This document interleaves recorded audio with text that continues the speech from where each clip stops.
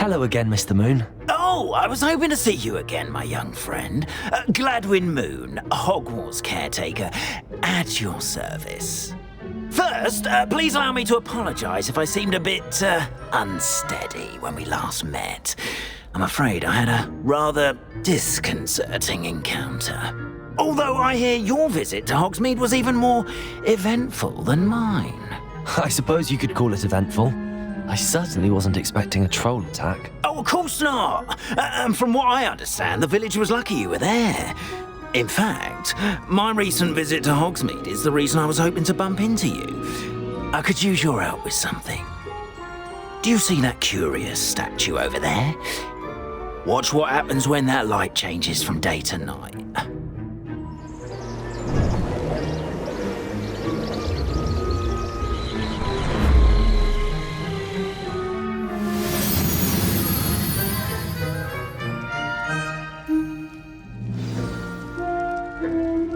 Now, if you wouldn't mind humouring me for a moment, see if you can remove the moon from the statue.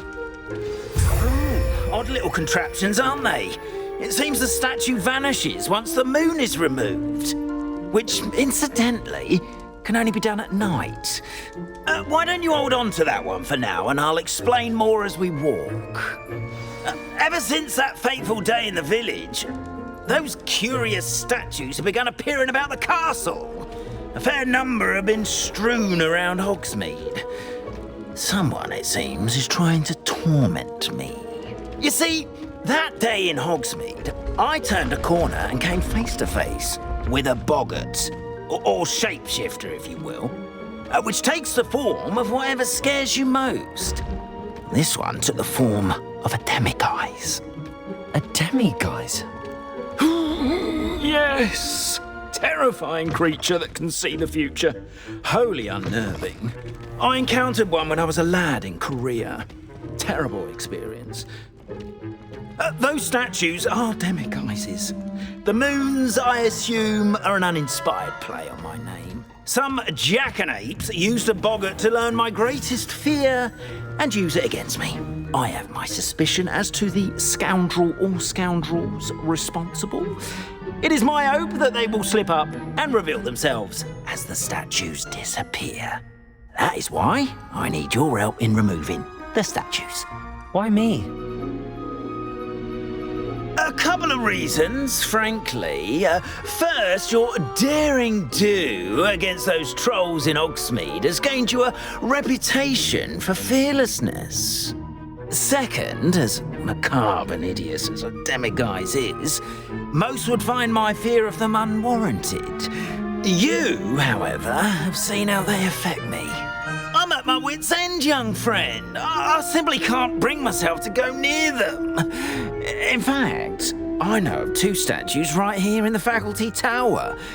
Perhaps you could start simply by removing them so I can go about my evening duties.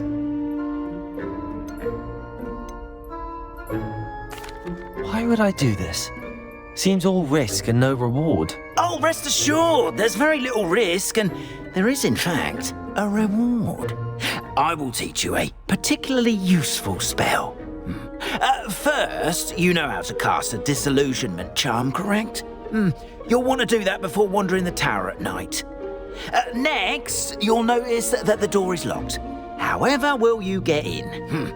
Alahomora, that's how. But what about curfew? Curfew? Oh, tosh. I sense you're a bit like me when I was your age. Oh, the school was my oyster. And I took advantage of it. Oh, everyone loved me for it. Oh, those were the days. Now, you'll find one statue in the prefect's bathroom and the other in the hospital wing. Good luck. Oh, and thank you.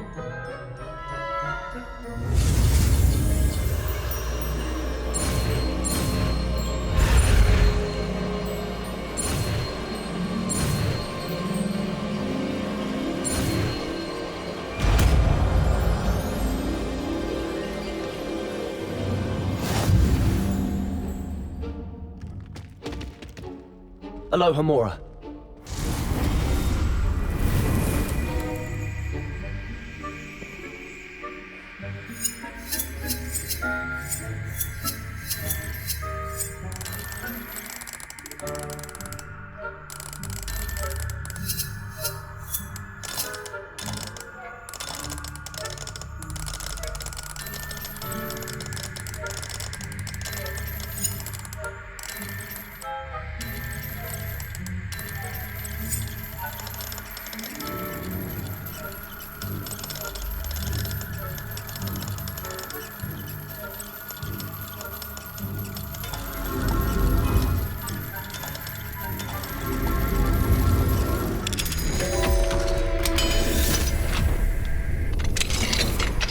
Well done! You're in. Remember, use a disillusionment charm so no one claps eyes on you. This is a restricted area of the castle, after all. I have a few questions about the demiguise statues. Whew, just hearing the name sends chills down my spine. Oh, very well, if you must. How do I remove the demiguise statues? They each hold a moon that can only be extracted at night. Once removed, the statues simply vanish. Why can't you get the demiguise moons yourself? As I mentioned, I have an intense aversion to demiguises. Perhaps one day I'll tell you more about it.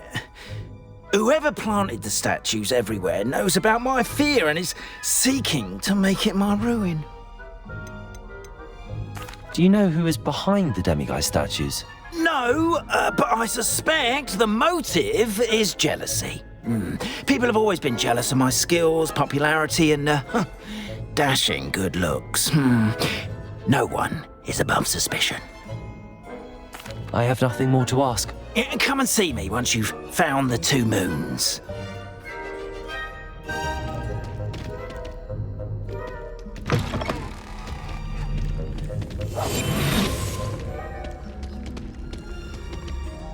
Aloha Mora.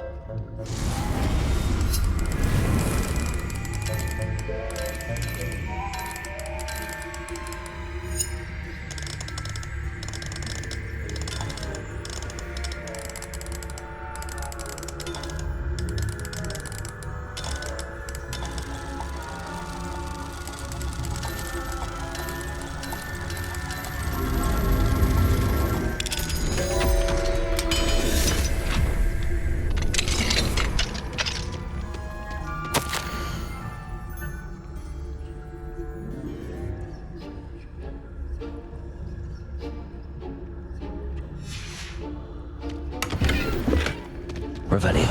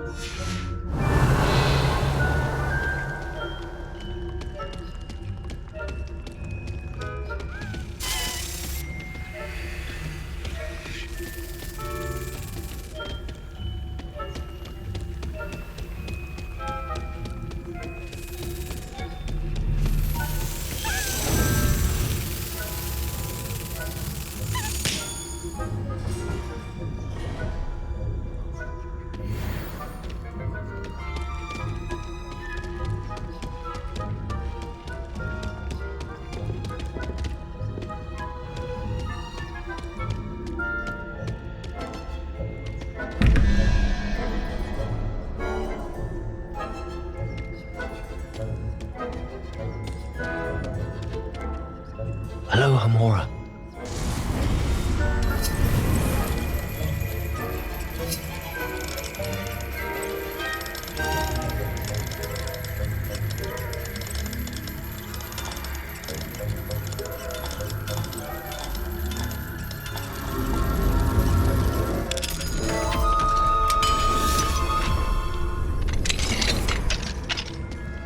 Revelio.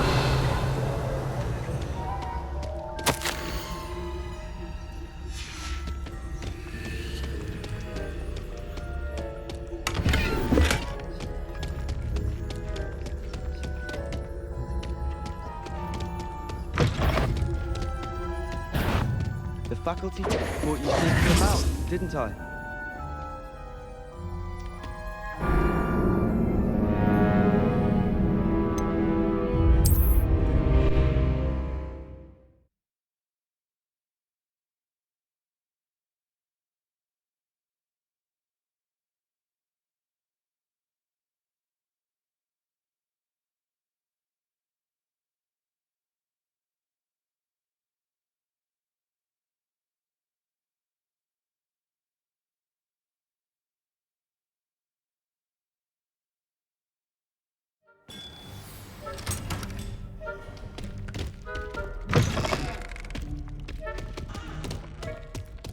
Incendio!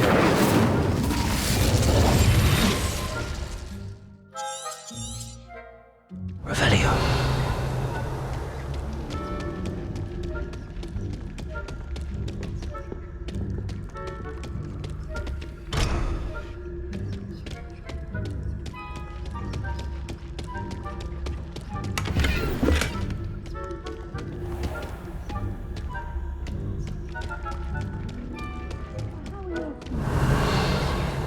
Rather poorly, I'd say. Is that so? We're raising a generation who can scarcely tell the difference between Arcanite and Asphodel. Yes, well. Revelio.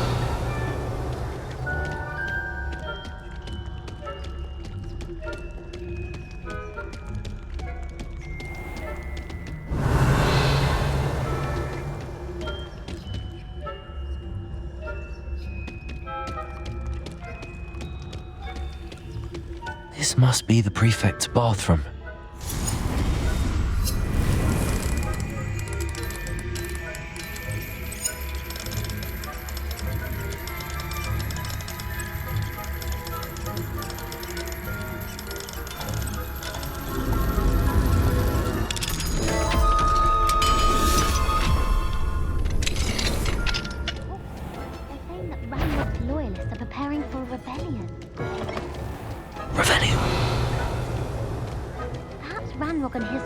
So combative if the Ministry would allow them to have wands. Or helm, I suppose. Anyway, I'm not afraid of a goblin rebellion. My marks in Professor Hector's class are superb. She's right. Why don't you leave goblins alone, troll? I'm a prefect too, you twit. That's it. 50 health points. You know you can't do that. Revelio.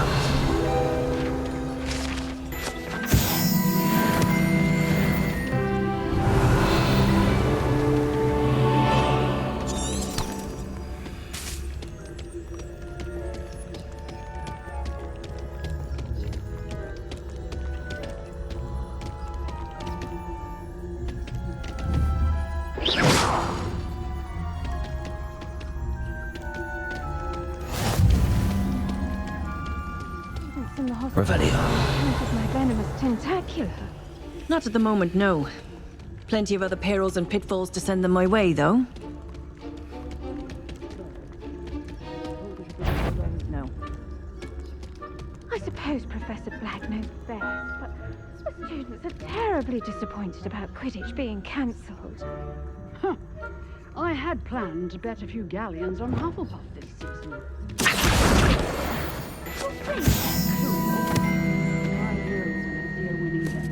And Ravenclaw would not have been that. Not this year, anyway.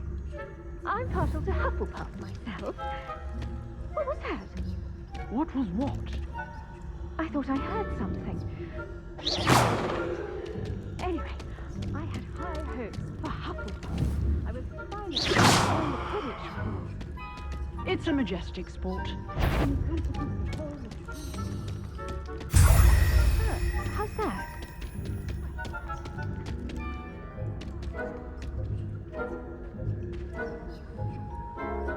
Revelio.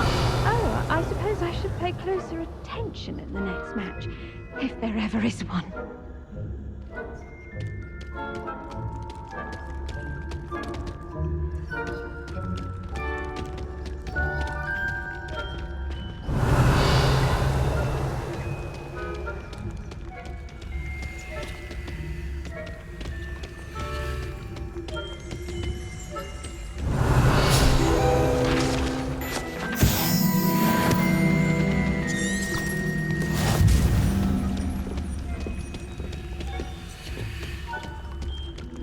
Revelio.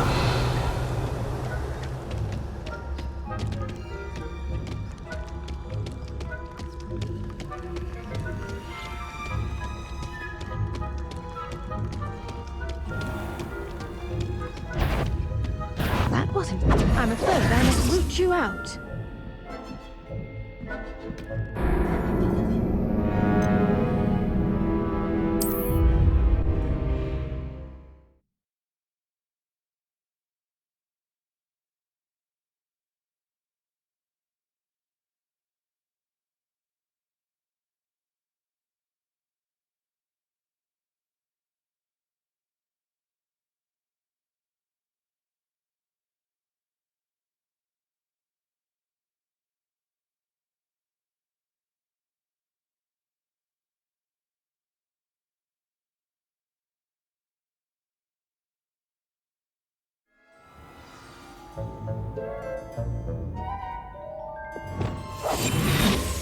Revelio.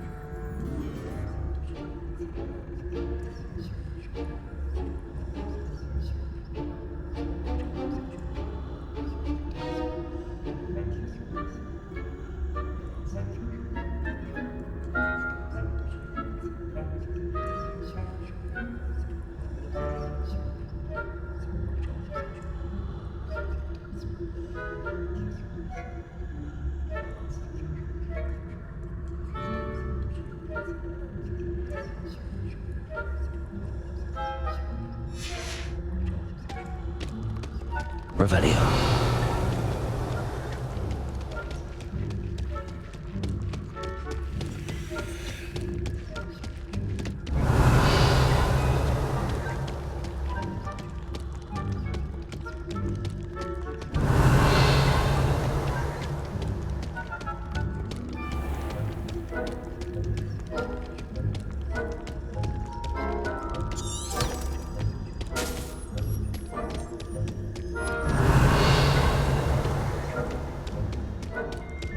Revelio.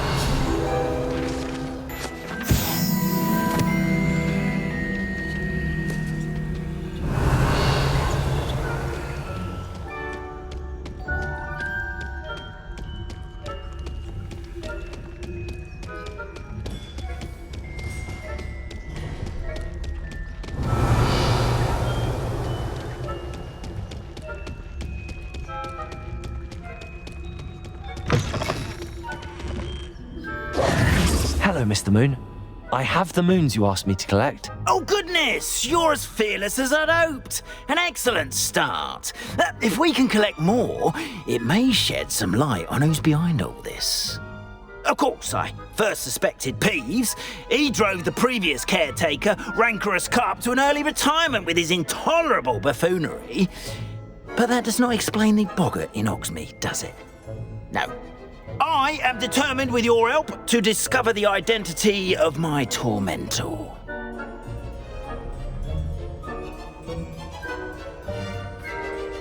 It's definitely intriguing.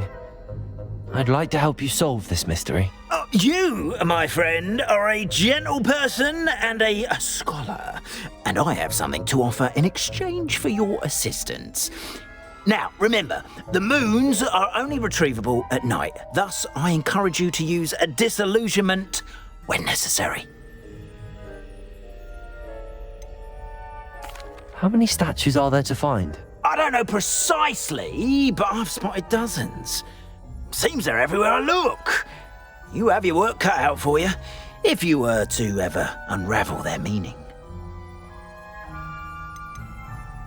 You mentioned offering something in exchange for my assistance. I did. Once you've brought me enough moons, I'll show you even more powerful forms of Alohomora. Not every lock is as easy to pick as the faculty towers. Understood. I shall keep an eye out. I appreciate that. Would anyone care enough to remove my demiguise statues.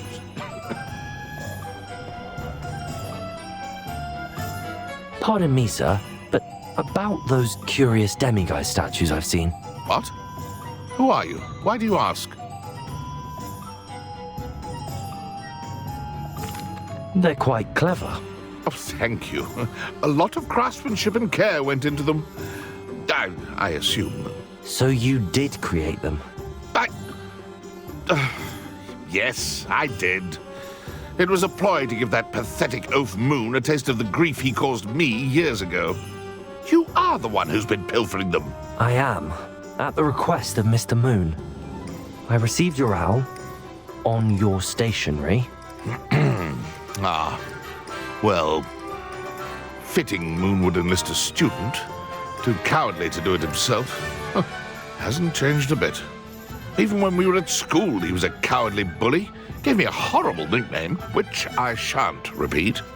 I was thrilled when we left school and he seemed gone for good.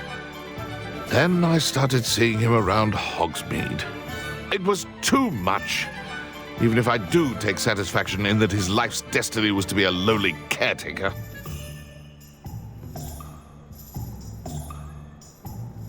Mr. Moon does a good deal for the school, and he's taught me a lot.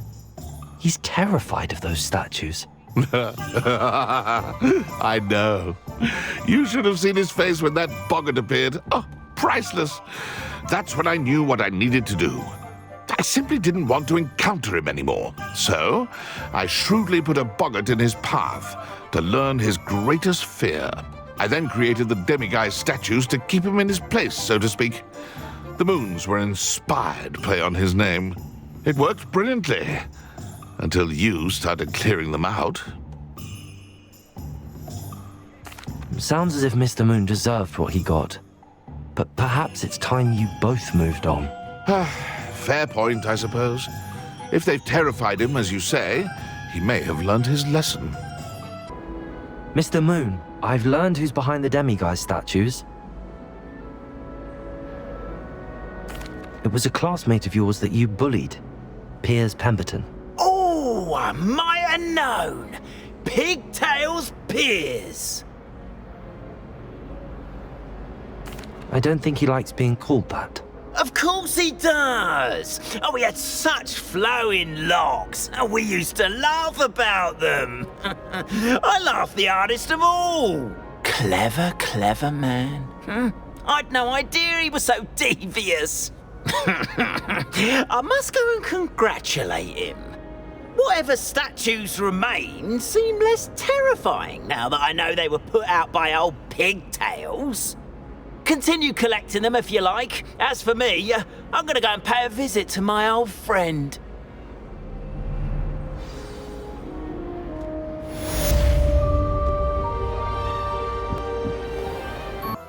I must tell you, half of Hogsmeade's been by the shop asking about rumours of a broom upgrade. Without the information you provided, my work would have taken twice as long. Thank you again. It may sound ambitious, but I've already begun work on another upgrade, more difficult to perfect than the last. I wondered, would you be interested in joining forces again? There's another course near Arendelle that Miss Reyes has mastered. If you were to test this first upgrade there, it may help me as I develop the next. Oh, you'll consider it, won't you? What more can you tell me about the next course? It's just a jaunt from here, south of Hogsmeade. Beautiful mountain views. The course was designed to test flyer stamina. Some of your classmates mentioned they were headed there, eager to see what Imelda has in store. A bit surprising, considering many of them expressed reticence at the idea of racing against her at all. I hope that won't deter you, and you'll give the course a go. At least think on it. Sounds as if you're really outdoing yourself. If I'm able to help, I will. Thank you. I know this recent success was only the beginning of what I can do for Broomflight. Hello, Imelda. So, another trial? Of course it's another trial. And you'd better be taking part.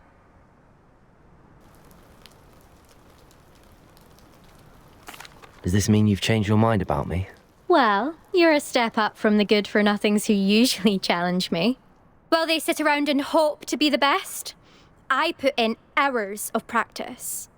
No one sets records by wishing for them. And I need strong competition to stay on top of my game. Are you going to try to beat my flying record or not? Strong competition? Could that have been a compliment, Imelda? Go ahead, believe what you want. Makes no difference.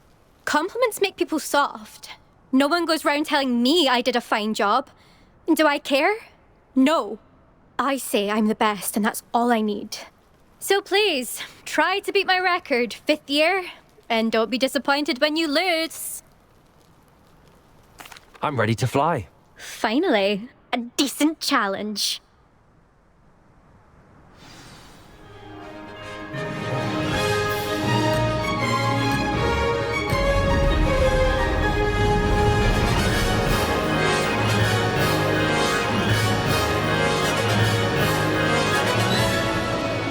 I'd say that was acceptable.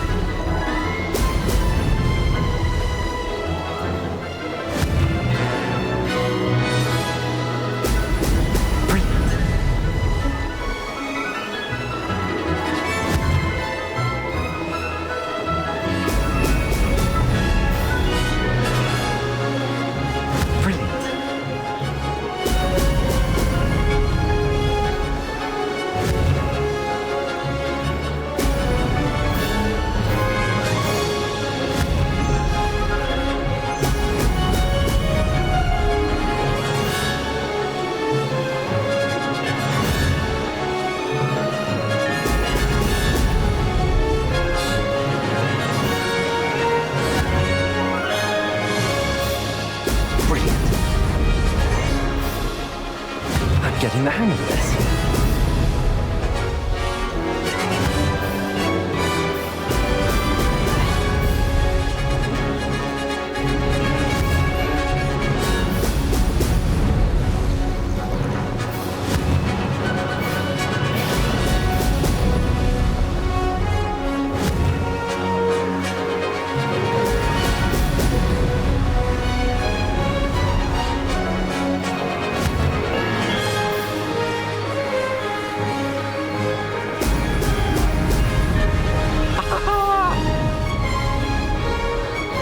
Made it!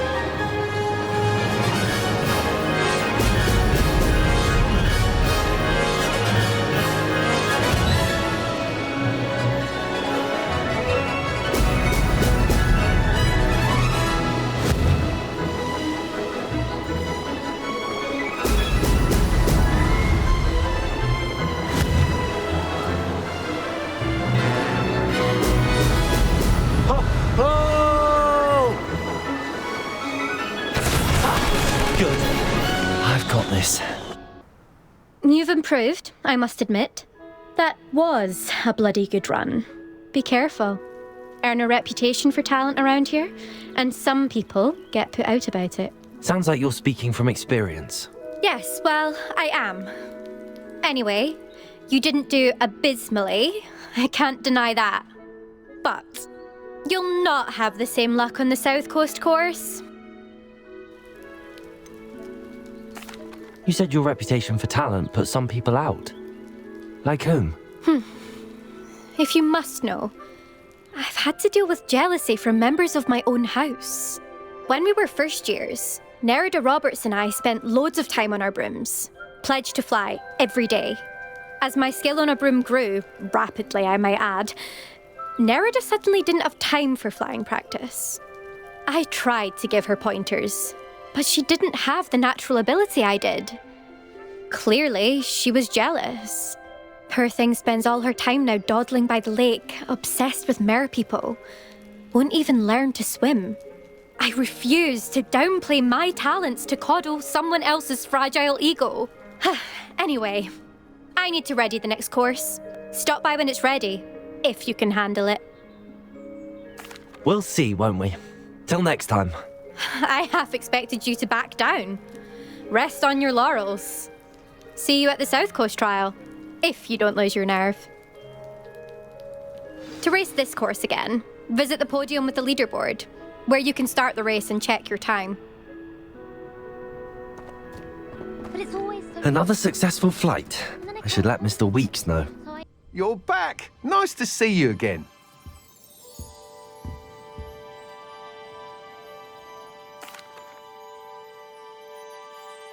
Good news, Mr. Weeks. With your upgrade, I was able to set a new record at the Irondale course. Brilliant! I knew the upgrade had fantastic potential. How did your broom feel? It rides well. Does get a tad shaky at top speed, and the handle wobbles a bit when I hit a strong gust of wind. Ah, yes.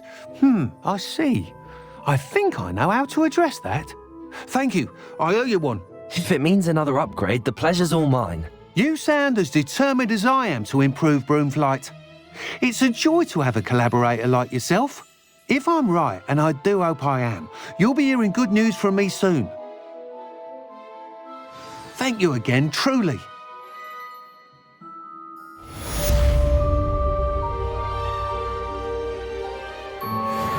Mr. Weeks and I do make a good team. Revelio!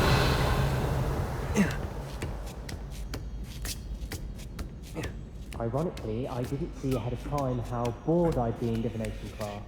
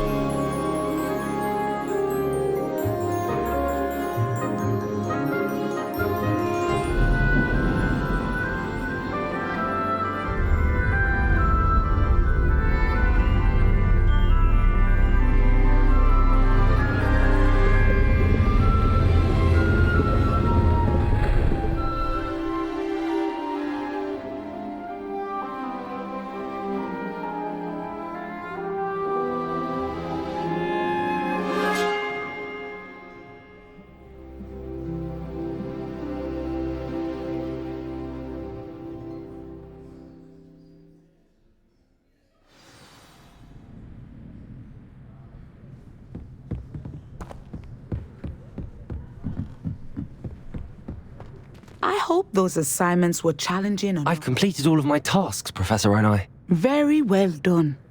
Although I must admit, I did have something of a premonition that you would follow through. Now, as you have no doubt sharpened your perception by completing my assignment, I am curious, based upon the knowledge that one's present and even one's past may reveal traces of what is to come. What do you see in your own future?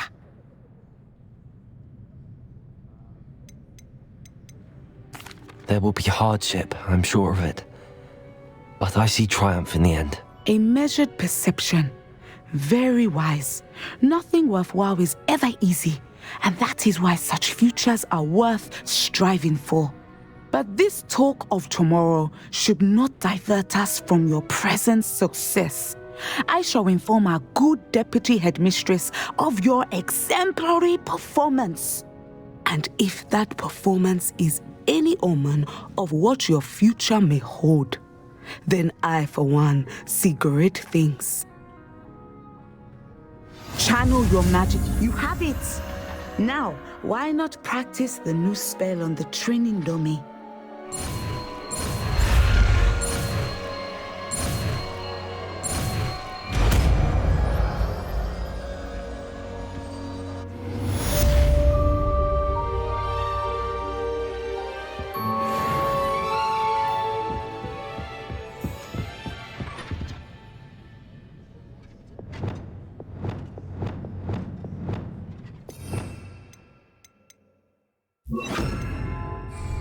Descender! Excellent. I think you have it.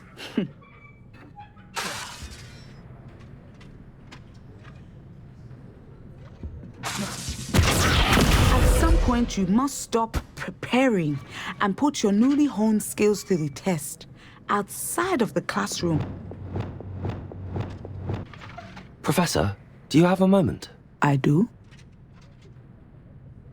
I was wondering how you decided to teach divination. The art of divination is an important yet often misunderstood branch of magic. Those of us who possess the sight are rare, and, as is often the case with the unique among us, we can frequently be misread, even feared. When I was granted the opportunity to teach others about my gift and the good it can do, I was most grateful. I see. Natty told me that you and she moved here from Uganda, where she had attended Wagadu. Yes, Natsai and I both loved Uganda and Wagadu, but we are happily settled here now. I had foreseen such a change, but did not know the details until it occurred. I was glad of the outcome. You would be wise to remember that the consequences of our actions are complex. And so, divining what is to come is not as simple as gazing into a crystal ball or studying the bottom of a teacup. I find it truly intriguing, even if I don't fully understand it. Intriguing. That is one word for it. And I'm certain you will come to understand many things more deeply in the days ahead. You are a student at Hogwarts, after all. It cannot have escaped you that we in the wizarding world are forever navigating the seemingly inexplicable. Of course, Professor. Now, I know that we both have places to be. Not because I have the sight, mind you, but because I am a professor and you are a student. I have enjoyed our conversation. Hello there. Nice to see you. Hello, Miss Ryan. I wanted to thank you again for your help with Rookwood and Harlow the day of the troll attack. Sirona, please. And I was happy to help. Oh, those two are nothing but trouble. Glad you and your friend were here when they found you. I am too. You were speaking to a goblin here that day. Yes, Lodgok. He's a friend. It seems as though you were on good terms with him. I've known him for years. We met when I was waiting tables here as a student, well before I bought the place. He was cordial enough, but we weren't friends then. His mistrust of wizard kind ran deep. But you're friends now? We are. Hadn't seen him in years when he came in a few months ago. But he recognized me instantly, which is more than I can say for some of my own classmates. Took them a second to realize I was actually a witch, not a wizard. Not all goblins are like Ranrock and his loyalists. Lodgok is as worried as the rest of us about what's been going on. In that case, I'd like to talk with him, about Ranrock in particular. Where might I find him? I assume your interest is to do with the rumors I've heard about Ranrock working with our friend Rookwood. It is. If he's not here, you might find him doing business at the Hog's Head. He's a trusted metal trader. You should mention that we spoke. He can, understandably, be wary of witches and wizards, even ones as young as you. That said, if you're looking for information on Ranrock to help rein him in, you'll find an ally in Lodgok. Have you heard what Ranrock and Rookwood are working on together? Not much more than the fact that they seem to have some sort of uneasy alliance. Friendship between wizards and goblins is rare enough, but between those two, they each want something the other has. I can guarantee it. That said, I fear they're like a two-headed serpent. Both will need to be taken down to stop whatever scheme they've been plotting. You seemed unfazed by Rookwood and Harlow the other day. They don't scare you. They're bullies. Plain and simple. Never tolerated them in my own life, and certainly won't tolerate them going after my friends. Don't misunderstand me. They're dangerous wizards and shouldn't be trifled with. They should, however, be confronted and reminded, whenever possible, that the rest of us have each other's backs. Thank you, Sirona. If you find Lodgok, please give him my best. I don't know what you've done to make such powerful enemies, but please, watch your back. Hello, Lodgok. Sirona said I might find you here. She did she? Did she send you with news? No, actually, I wanted to speak with you. It's about Ranrock. Now I remember. The 3 broomsticks. Day of the troll attack. You're the student he's after. I am. And I need to know what he and his loyalists are up to, so I can stay a step ahead. Let's say I did know. Why should I trust you? Sirona trusts me, and she thought our interests may be aligned. Well, if Sirona trusts you, very well. I may know of something that could help us both. A way to get Ranrock to confide his plans to me. I'm listening. Years ago, a heinous witch stole a sacred goblin relic. Rumor has it that it now rests in her sarcophagus, in a tomb accessible only by wizard kind. Ranrock and I had a falling out a while back. The relic could well repair the chasm between us. If I retrieve the relic, how do I know you'll tell me the truth about what Ranrock says? We will have to trust each other. I, that you will not abscond with the relic, and you, that I'll share what I learn. Gather whatever supplies you may need, and meet me near the witch's tomb. I'm ready. Good. There's no time to lose. What precisely is the relic I'm to retrieve? A valuable heirloom known as the Helmet of Urtkot. The witch considered herself a collector and purchased the helmet as a trinket. She cared not what pain she caused the goblins. Goblins believe that the rightful owner of any object is its maker, not its purchaser. Wizard kind see things differently. It's a wonder goblins and wizards have ever been able to work together. The differences between our kinds are myriad. They seem to be. It may surprise you to know that I do not believe those differences always to be insurmountable. It is the reason I find myself traveling with you to this tomb today.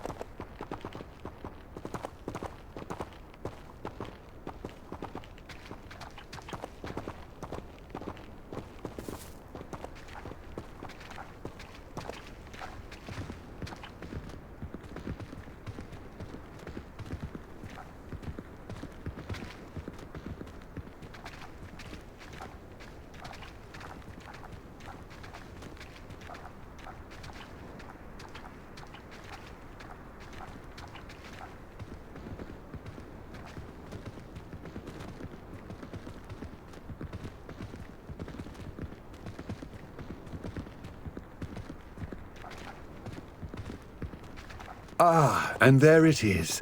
The witch's tomb. Dreadful looking place, isn't it?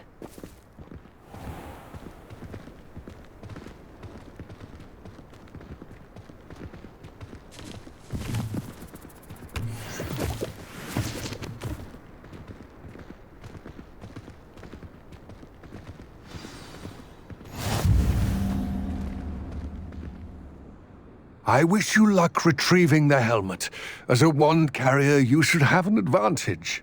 Now, before you set off, do you have any questions? What about this helmet makes it so special? The Helmet of Urtkot is an ancient and storied relic, forged during a time of unity among the goblin clans. It inspired greatness, that is, until it was no longer ours. Then it became something else. A symbol of what has been lost, of all that wizard kind has taken from us.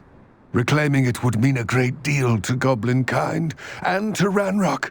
He would be grateful to me should I return it. It seems Ranrock and Rookwood are conspiring. Why would that be? I had heard this.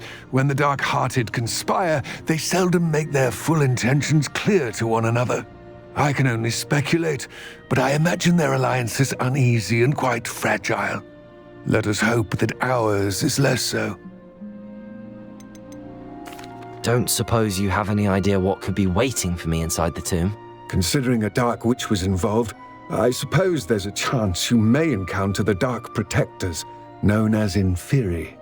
The foul creatures thrive on darkness and the cold. Vanquish them with light, force, and most effectively fire. It all seems clear to me now that we're here. I do hope our alliance proves fruitful. Again, I wish you luck. I will remain here, eagerly awaiting your return. Please, be careful.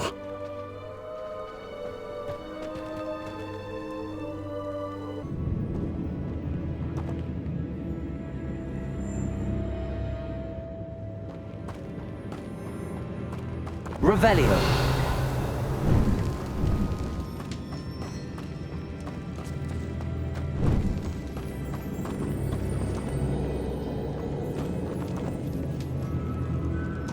It's sealed.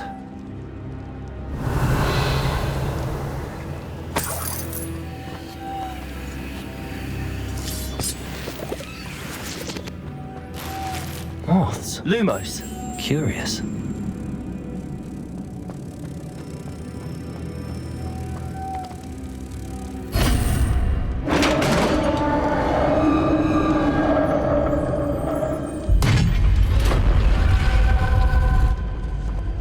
Merlin's beard.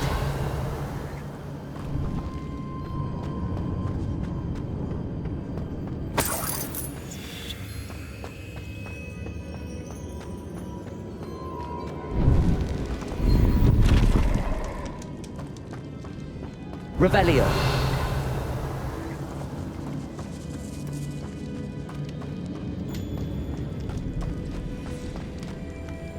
This can't be the witch's tomb. Likely I need to go further.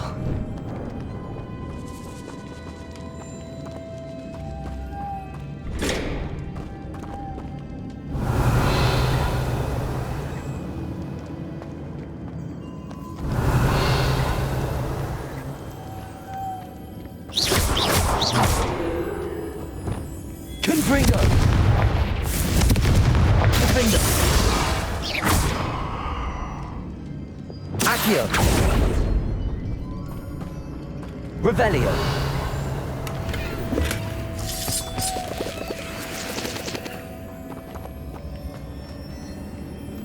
Lumos!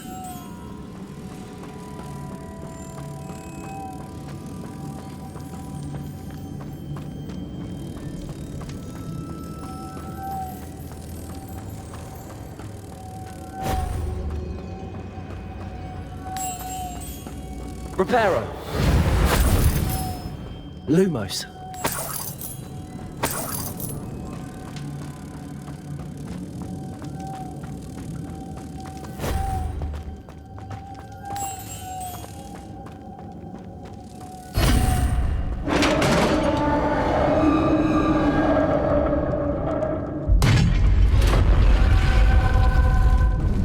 I have a feeling I'm not alone here.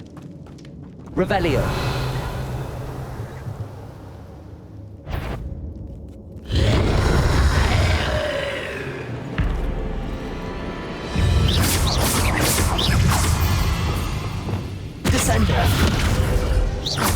Confringo! Stay back! Glacius!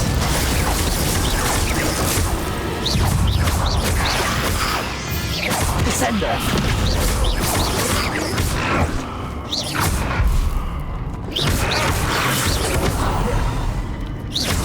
Glacius! Descender! Defender! Confringo! Protego! Stupid one! Descender! Confringo! Stupefy!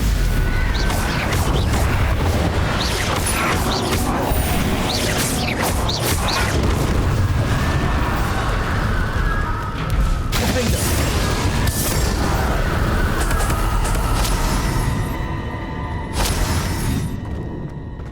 Revelio!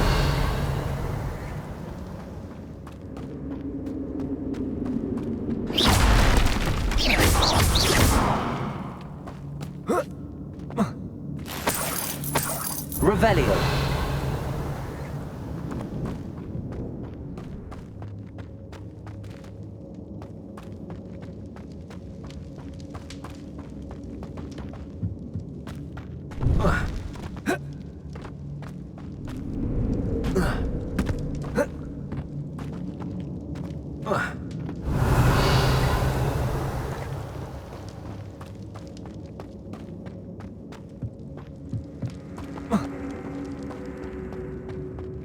Revelio.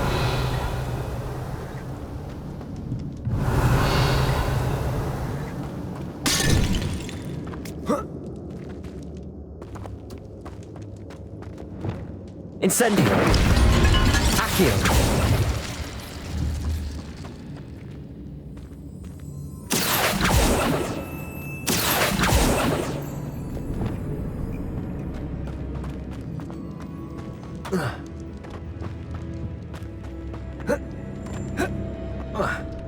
Revelio.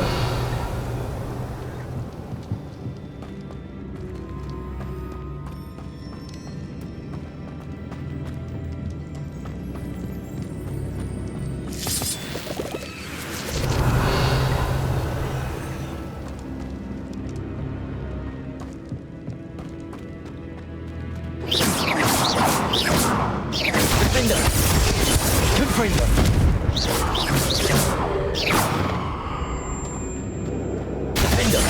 Confringo! Defender! Levioso! Arresto Momentum! Repulsor! Defender! Confringo!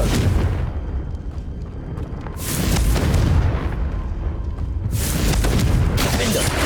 Glacius!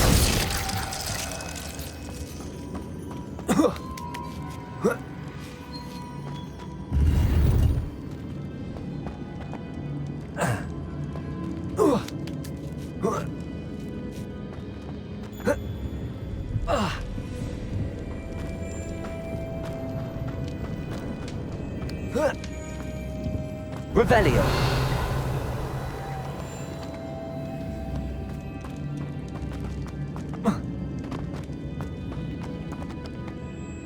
Accio. Levioso.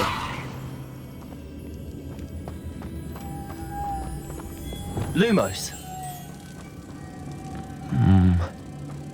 If I could power it somehow, it looks like it could be rotated.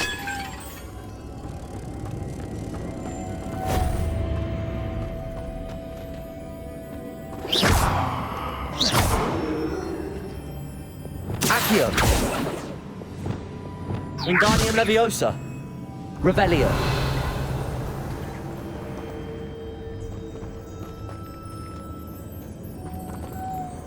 Depulso. Descendo. Confringo. Glacius. Defendo. Arresto Momentum. This has a knock. Same as the door.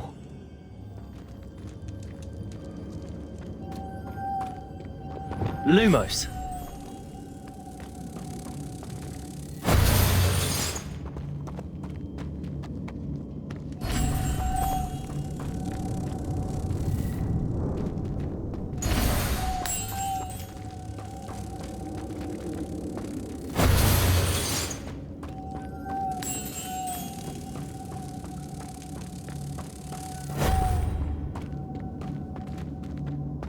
Wingardium Leviosa.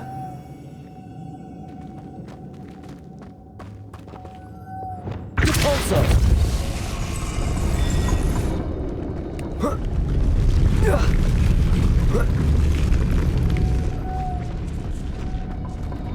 Lumos.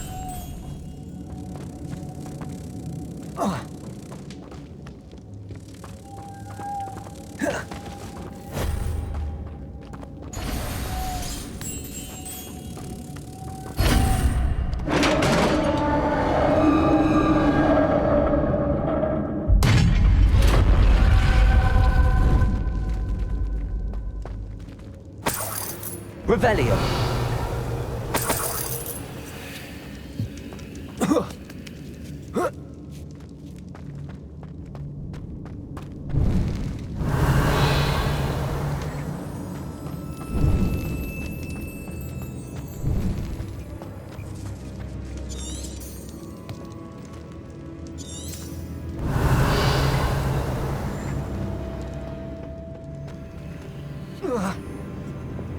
Accio.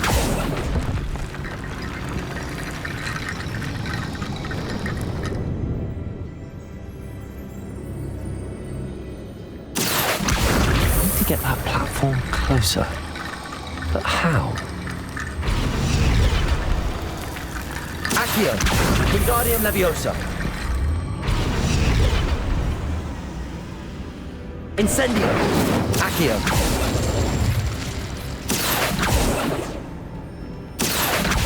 Wingardium Leviosa.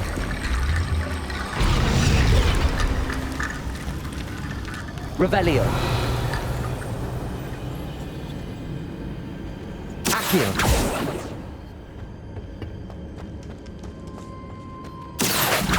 Wingardium Leviosa.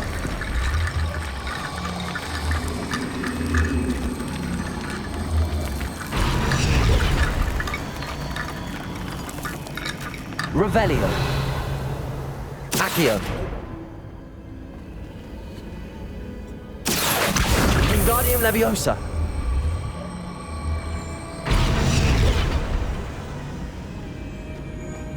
Revelio.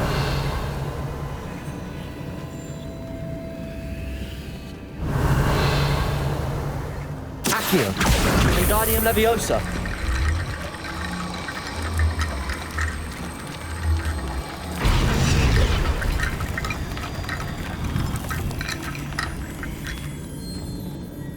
Accio. Wingardium Leviosa.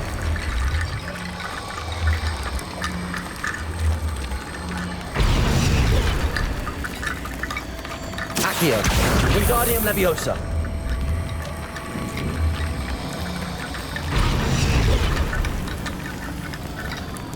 Revelio.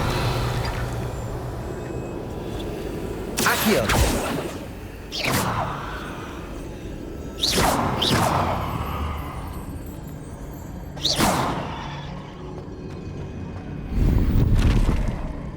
Revelio.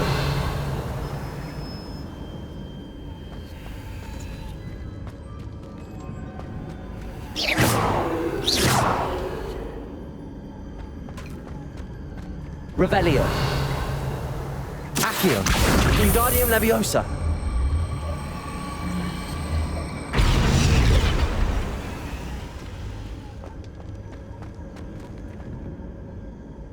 Revelio.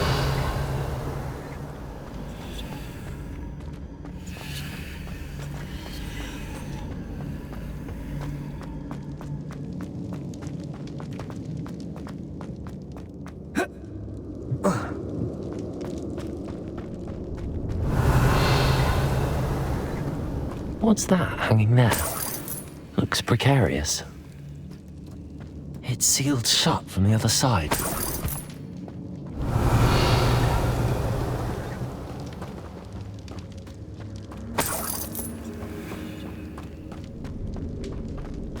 Revelio.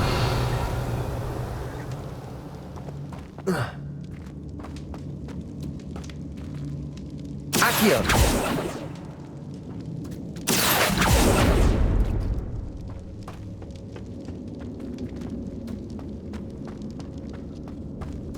Revelio.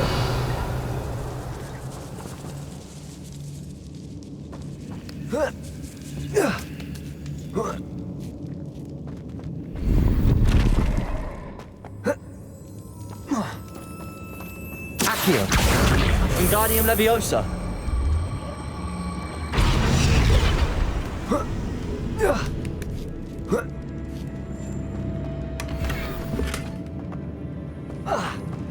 Accio! Wingardium Leviosa!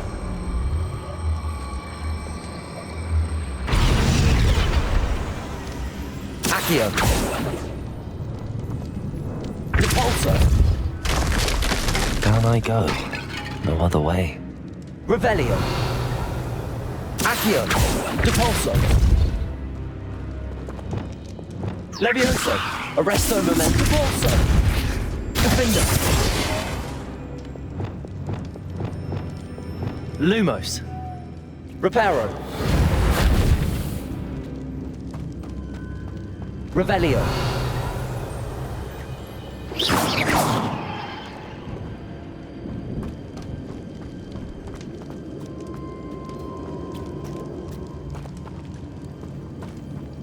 Revelio.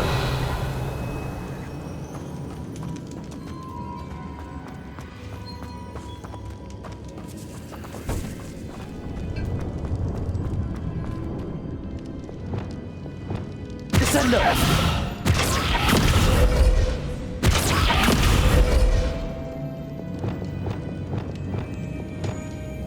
Repulsor! Accio! Wingardium Leviosa!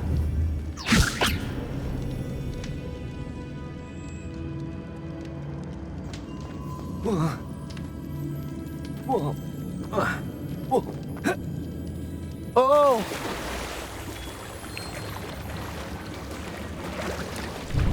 Revelio.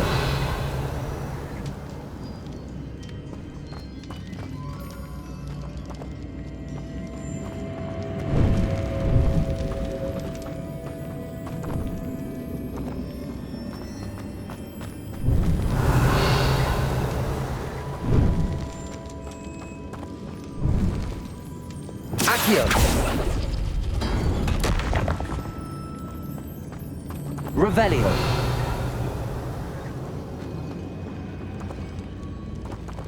Repulsor. Accio.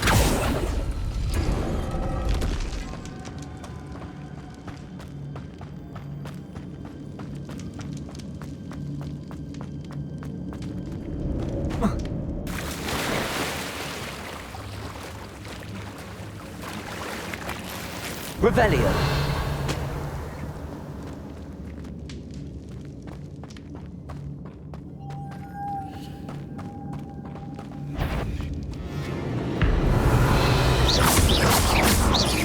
Accio. Expelliarmus. Incendio.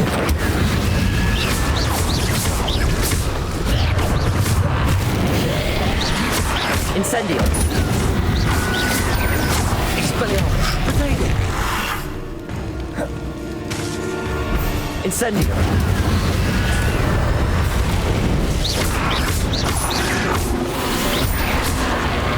Accio. Incendio.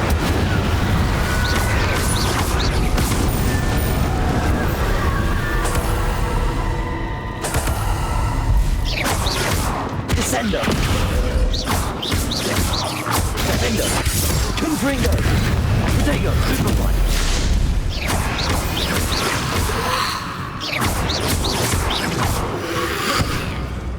Incendio.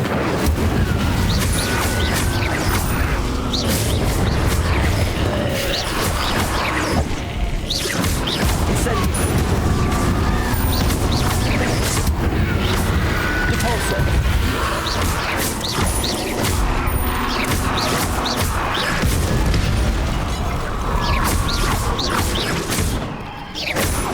Incendio. Expelliarmus. Protego.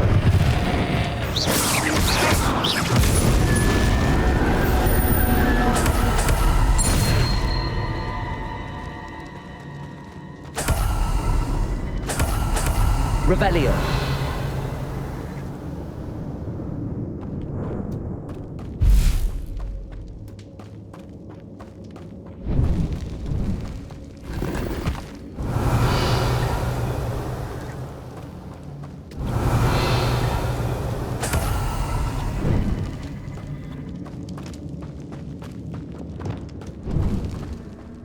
Lumos.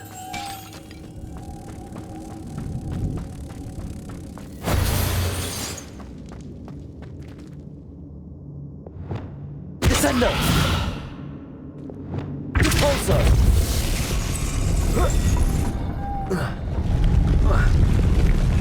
Levioso. Arresto momentum. Repulso. Confringo. Defendo. There's something more complex. Accio. Repulso.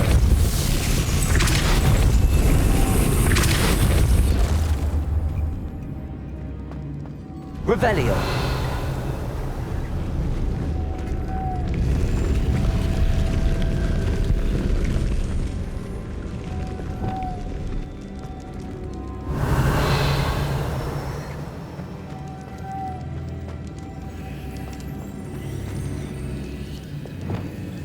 Repulso.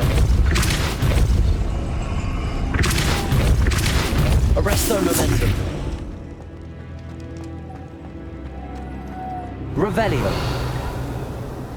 Making this spin ought to raise that platform. That must be it.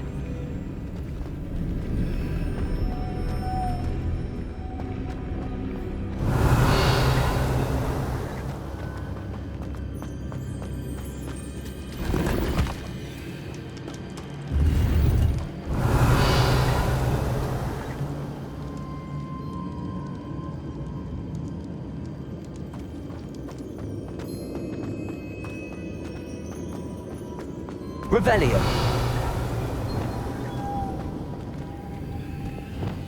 Repulso.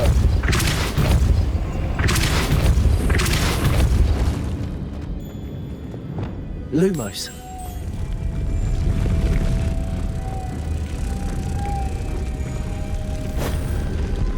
Revelio.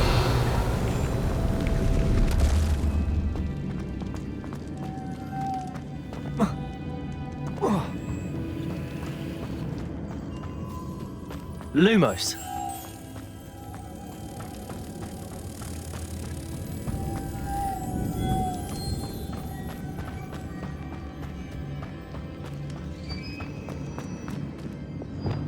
Repulso. Arresto momentum. Lumos. Wingardium Leviosa. Lumos.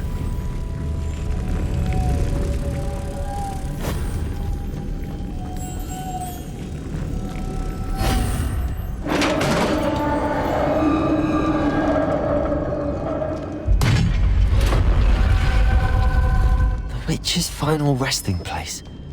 Lodgok said the helmet was in her sarcophagus. Revelio.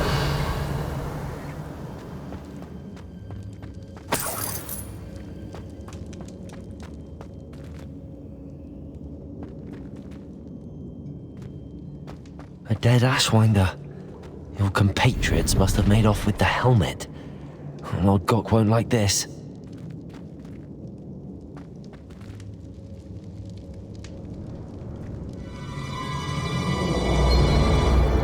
Better show this to Lodgok.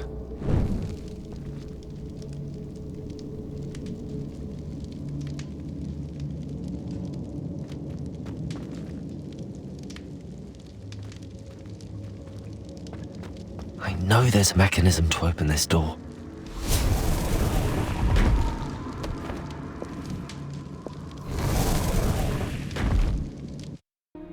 Lodgok, the sarcophagus had been raided.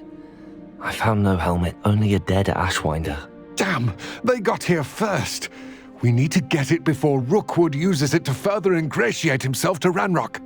I saw one of their campsites not far from here, but I fear you must go in alone. My fighting days are behind me. I'll head there now. Good. There's no time to lose. Get to that helmet before Rookwood does, or we will lose our chance at any leverage, no matter how small, with Ranrock. To think those wretched thieves have their hands on such a relic.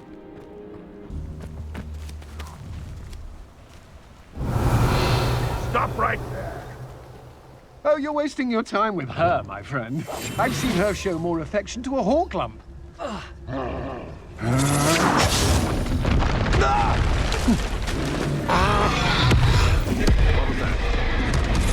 Revelio. There they are. The Ashwinders.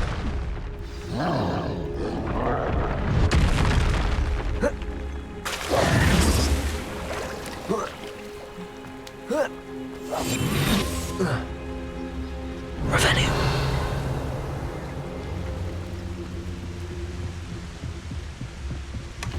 That's it. This is for Rookwood!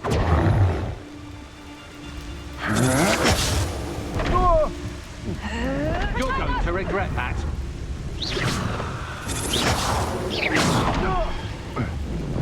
What have you done? Trajector!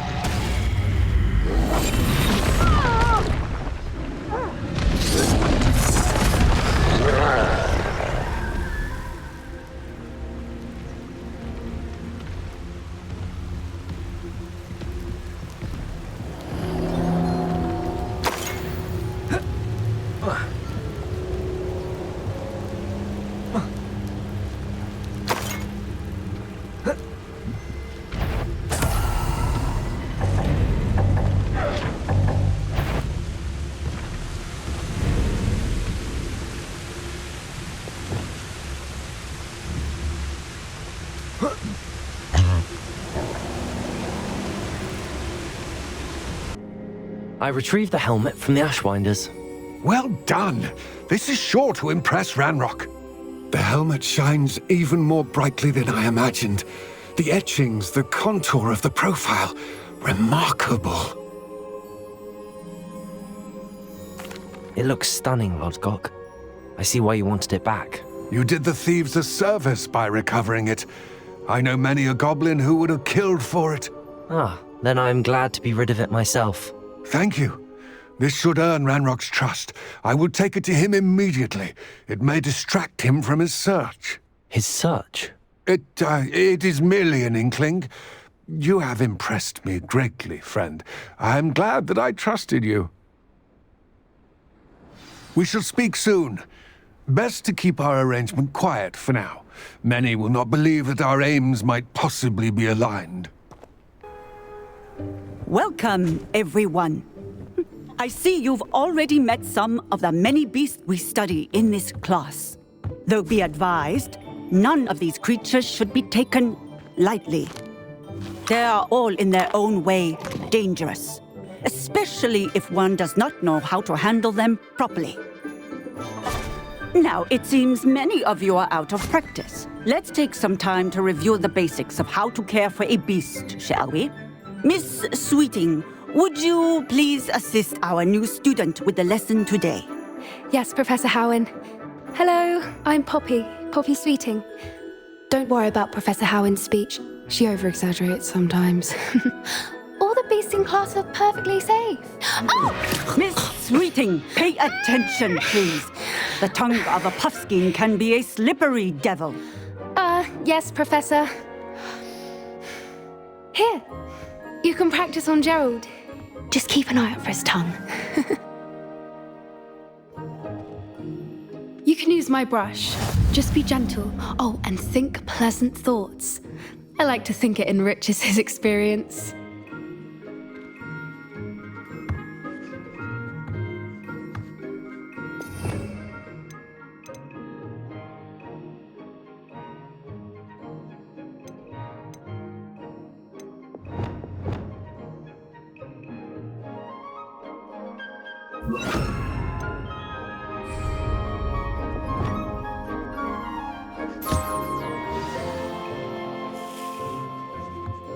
That's lovely.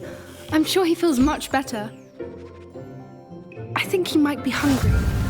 Would you mind giving him some beast feed?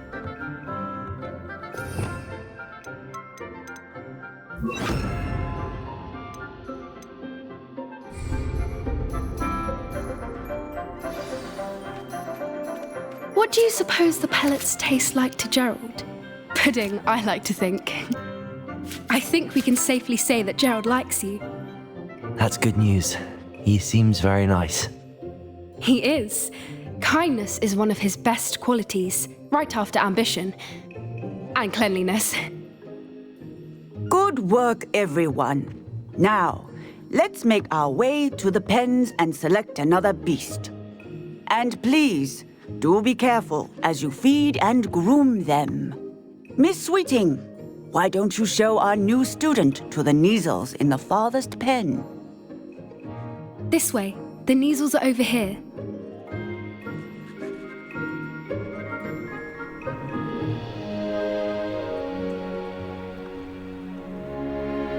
Oh, couple of Neasel whiskers ought to get me a few canuts at least. Enough to buy something from Honeydukes.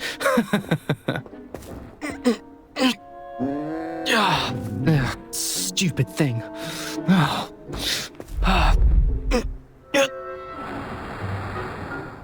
What in Merlin's name are you doing? Tuss, peculiar Poppy. Worried about a worthless little rodent? Her name is Persephone! Her name is Persephone! That's really not funny.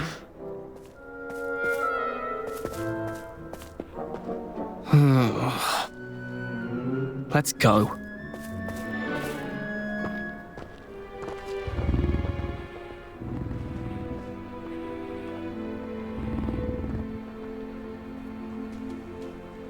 Those two don't belong anywhere near this class. Poachers in training. Persephone was onto them instantly. Thank you for your help. Let's carry on. Feed and brush the Neasels just as you did with Gerald.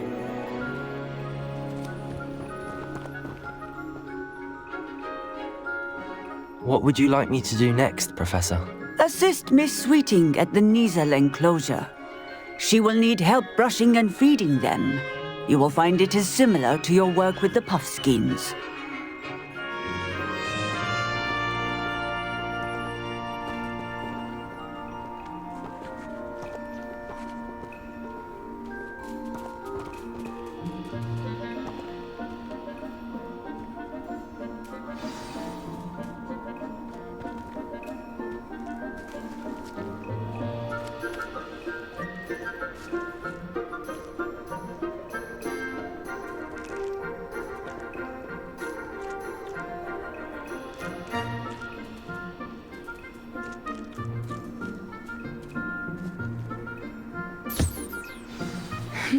The Neasels really took to you. They know a good egg when they see one. As do I. It appears our time has come to an end.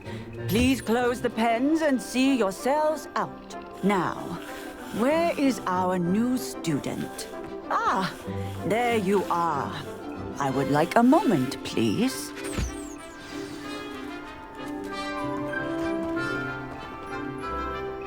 Hello, Professor. You wanted to speak with me? I did. How did you find your first beasts lesson? It was wonderful. I believe I'm really going to enjoy this class. Good. You seem to understand that when beasts are properly controlled, they can play a vital role in our lives. Some provide us with magically imbued materials, if cared for correctly, which does not include torturing them for whiskers. Well done, by the way. Probably best to let me handle it next time. Yes, Professor. They're nearly as bad as the Savagers in Rookwood's poacher pack. Sadly, we're the ones who suffer, stumbling over dead beasts. Terrible waste of resources. Surely the poachers can be brought to justice by someone. The Ministry, perhaps? An optimistic idea. Now, why don't we focus on more immediate matters that we can control? Professor Weasley has asked that I prepare some assignments designed to help you catch up to the other 5th years. Be on the lookout for my owl. Meanwhile, I also encourage you to study as many beasts as you can on your own time. Hey, over here. Come on. Do you need something, Poppy? Thank you again for saying something to those brutes so that I didn't have to. You were an augury at noon in the desert. I certainly hope that's a good thing. It's something my gran and I say. It means that something or someone is a welcome surprise. At least, that's what we decided it meant. I couldn't stand there and watch them harm the poor thing. We're of a similar mind. Actually, in light of that, there's someone I'd like you to meet in the forest. You've intrigued me. Very well. Lead the way. I'd hoped I would. Come with me.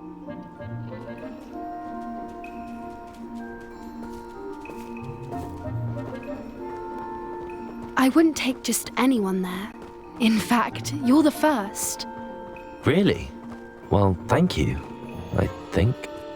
As I said, we think alike. Pleasant surprise.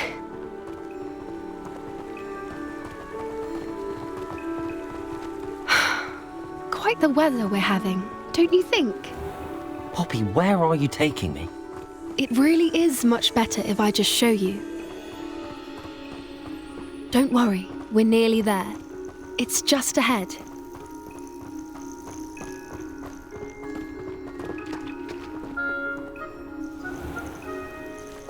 Stand back.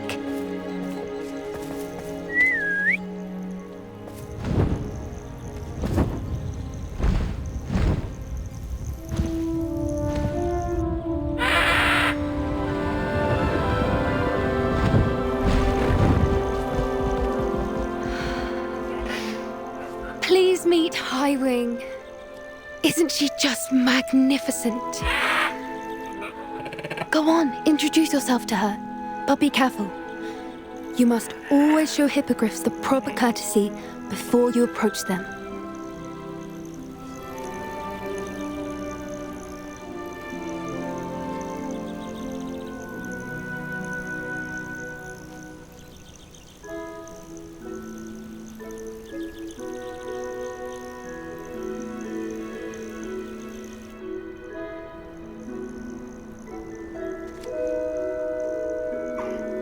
I knew it!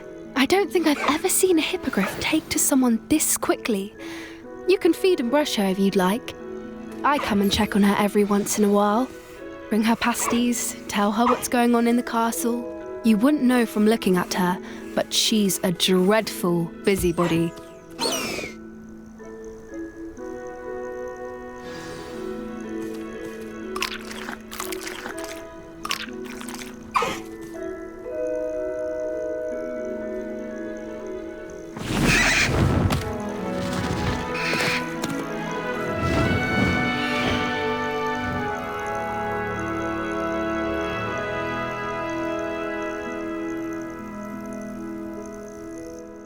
So, what did you think of Highwing? I thought she was brilliant. Can't believe you introduced me to her. I suspected you two might get along. Are you the reason students have been seeing hippogriffs flying above the Forbidden Forest? Perhaps. Did you know that once you earn a hippogriff's trust, they'll always be there for you? I've seen it firsthand with her. How exactly did you and Highwing cross paths? It's a longer story, but I rescued her from poachers a few years back. Got her to safety and, well, she was fine until recently. You may have noticed that poachers are something of a problem in the area, so I worry they could get her again. And I might not be there next time. Professor Howin mentioned the poachers as well. She seemed to imply that we couldn't rely on the Ministry to help. I don't often agree with Professor Howin, but on that, I fear she's right. The poachers' influence is growing. I see them every day in the village, lingering, talking to people. They're up to something. I'm just not sure what. That does seem strange. Sounds as if they're planning something. Exactly. I think I'm going to look into it. Find out what's going on, what they're doing. I think that's a fine idea. Information is power. And the more I know, the better I can keep Highwing safe. You seem undeterred. Will you let me know what you find out? Oh, Oh, very well. I will. I should be going, but we'll speak again soon, I hope. Hello, friend. I wonder if you might stop by the Three Broomsticks when you can. I would like your help with something.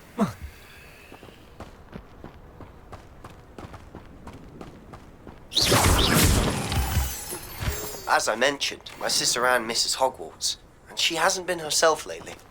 I'd like to take you up on your promise to visit her with me. I'm heading to Feldcroft soon, so I'll look forward to seeing you there. It's just south of Hogwarts. By the way, hope you're faring well with the blasting curse. It's still one of my favorites. Now that you've attended Beasts class, I've asked Deke to assist you in using the room to further your studies in that regard. Please meet him there when you can. I've not heard from my Uncle Roland in quite some time. I've been beside myself with worry. Could you meet me in the courtyard?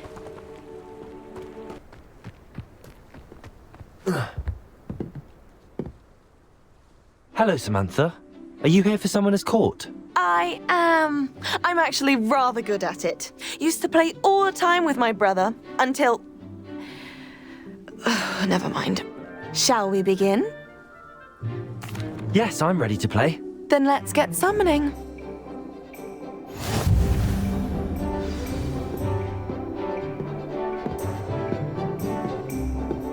Accio!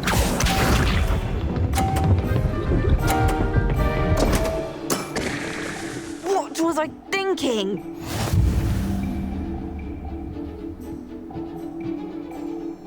Accio!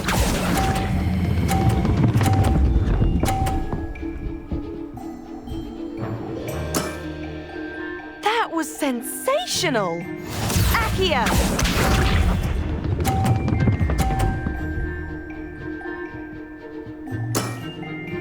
Yes!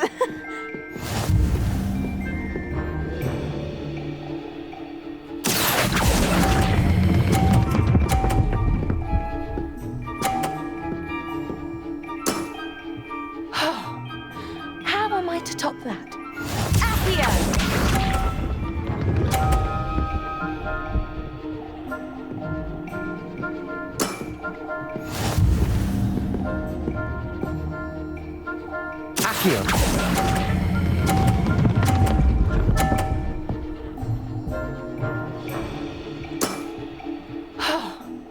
How am I to top that? That settles it, then.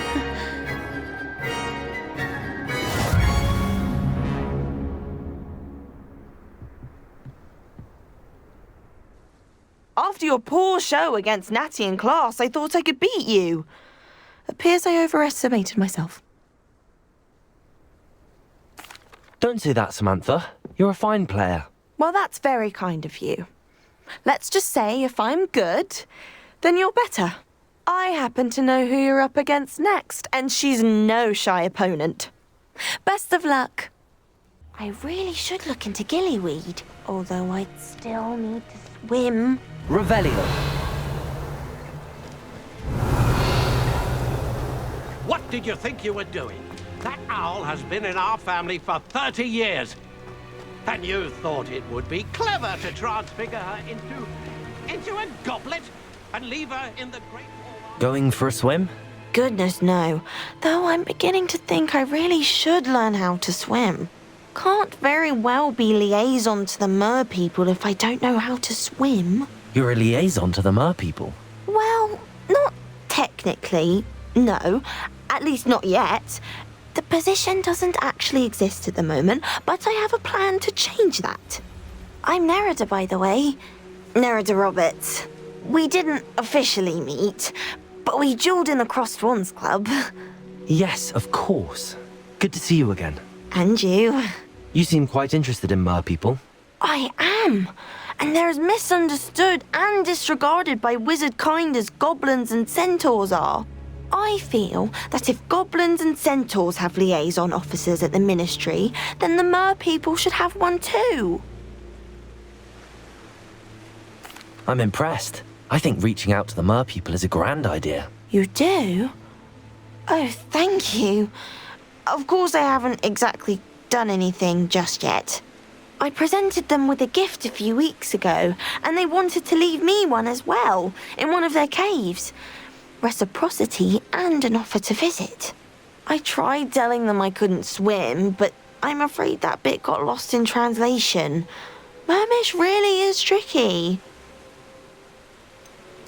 How has wizardkind fallen short in its treatment of mer people? Well, we've consistently deemed mer people as being beneath us despite the many similarities between our cultures.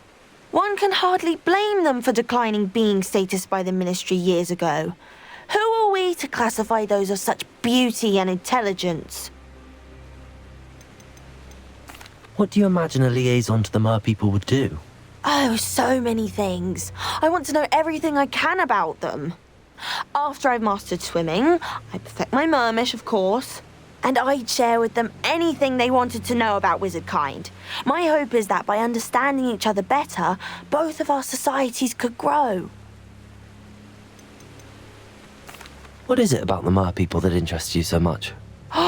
I can't begin to tell you how brilliant they are. I mean, rumour is that tales about them have infiltrated even the Muggle world. The oldest known mer people, sirens, come from Greece. And of course Scotland has Selkies and Ireland is home to Merrows. I could go on for ages about them. Their glorious underwater communities, domestication of sea life, their art and music. It's a travesty how little is understood about them. Well, I can swim and could help you if you'd like. You'd really do that?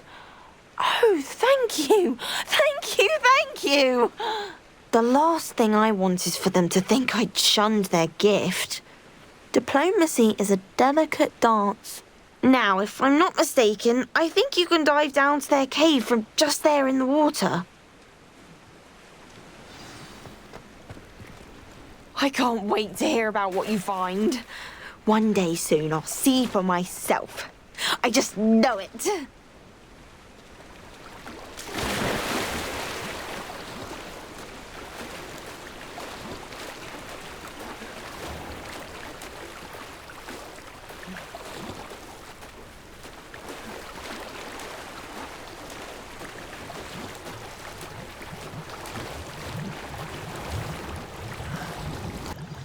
Look at this place. Did the mer people really leave Nerida an artifact?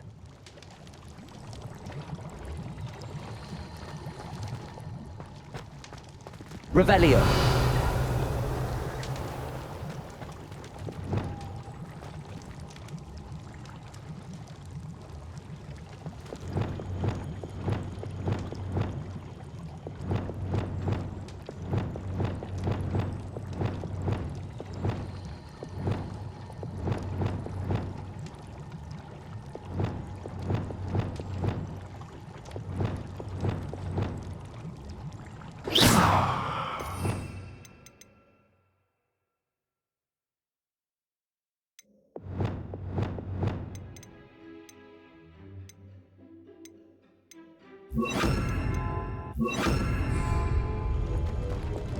Lumos.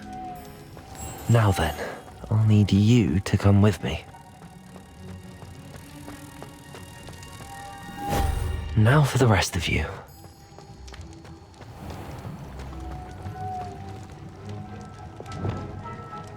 Incendio.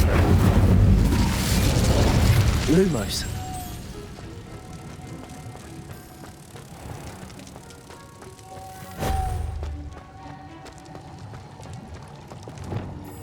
Confringo.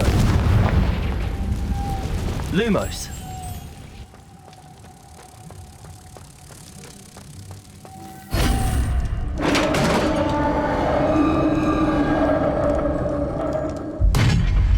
What do we have in here then? Nerida will be happy about this. Revelio.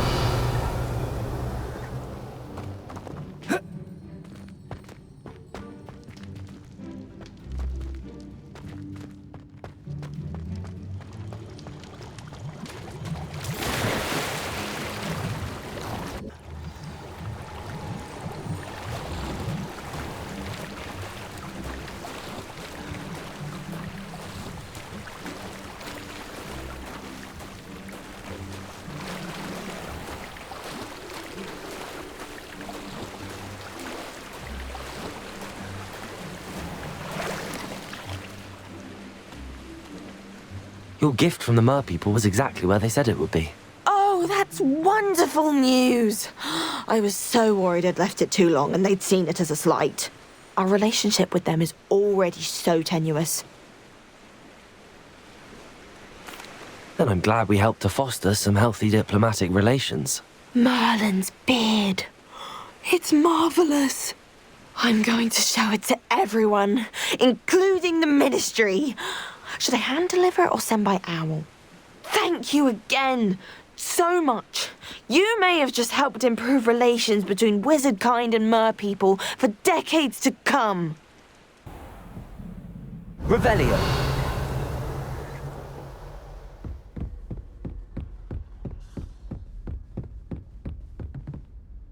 If I could have a moment of your time...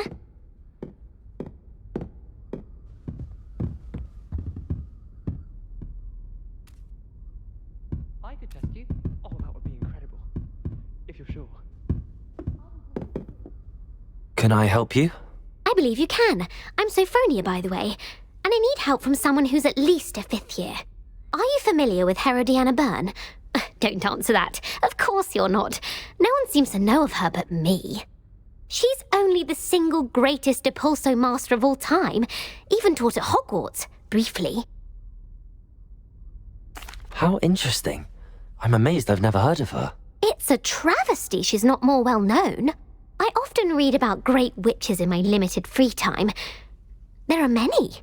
Whilst reading about her, I learned that she built a secret Depulso training room here at Hogwarts. But in typical clever Herodiana fashion, one cannot access it unless one knows Depulso, which of course, 3rd years aren't taught. And you're a 3rd year, so... Quick one, aren't you? According to what I've read, her signature outfit may still be there. I would love to see it. Would you get Herodiana's signature outfit and show it to me?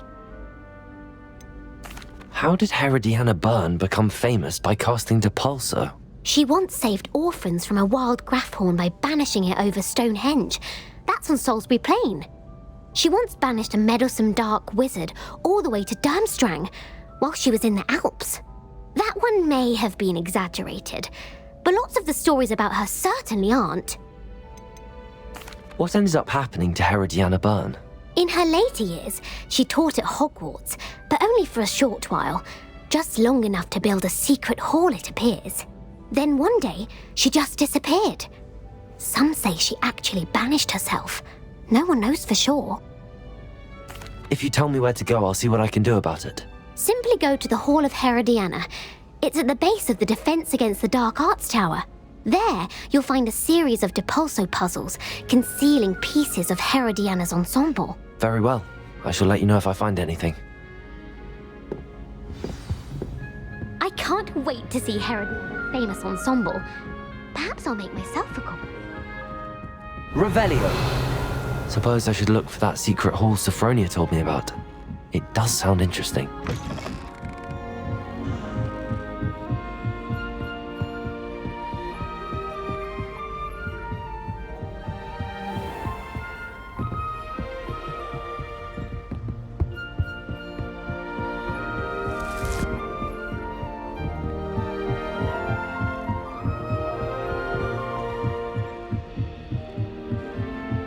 Revelio.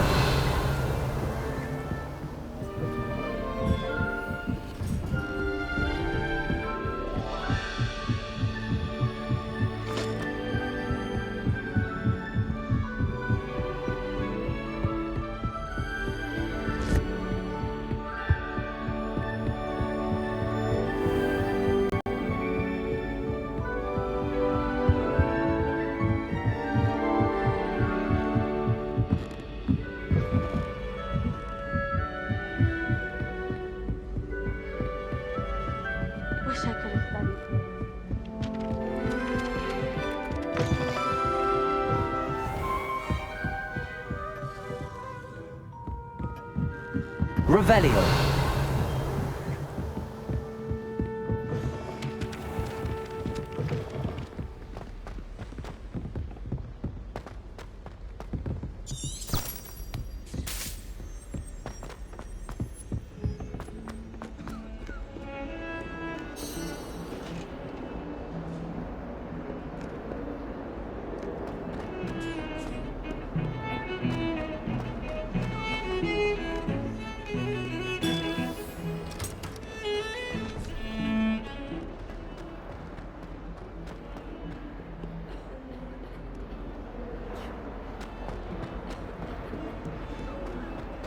142 staircases.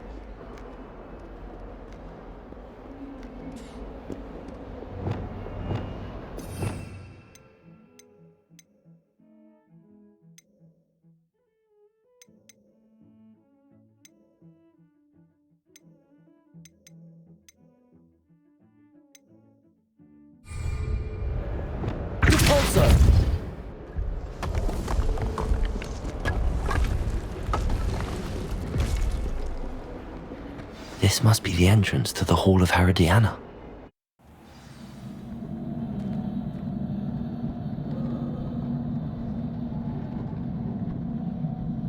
Revelio.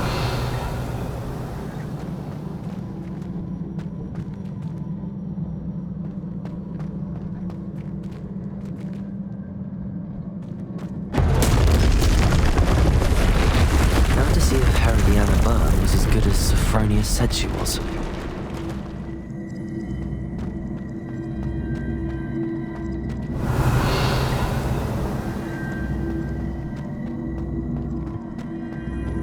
Accio.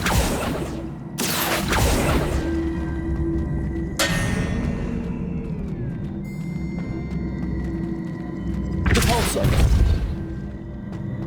Accio.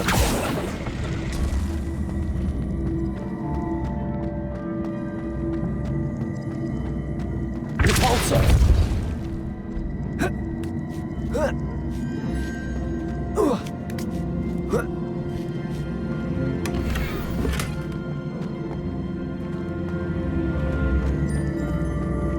Accio. Depulso.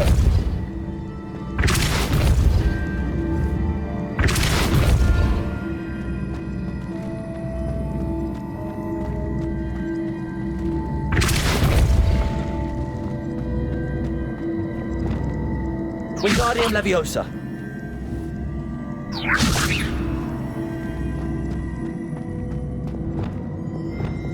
Defender. Descender.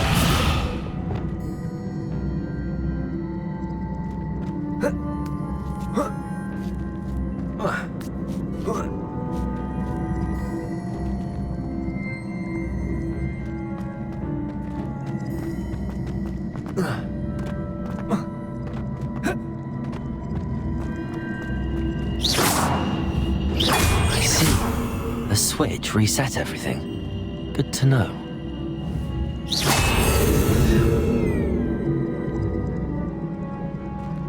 Revelio. That chest looks in. That wasn't too hard. Wonder what's next.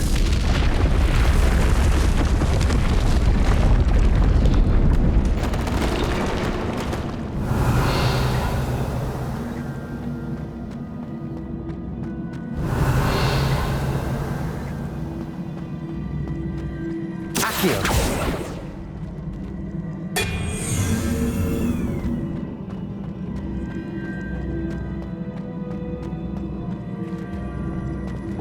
Wingardium Leviosa.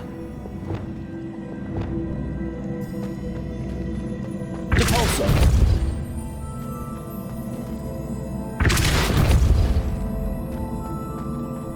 Revelio.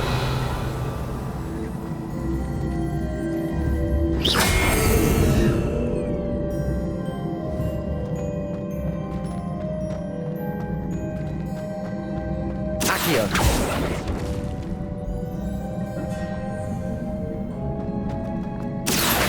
Depulso.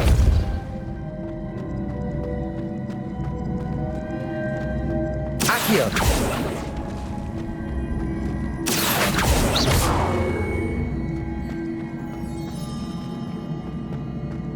Accio.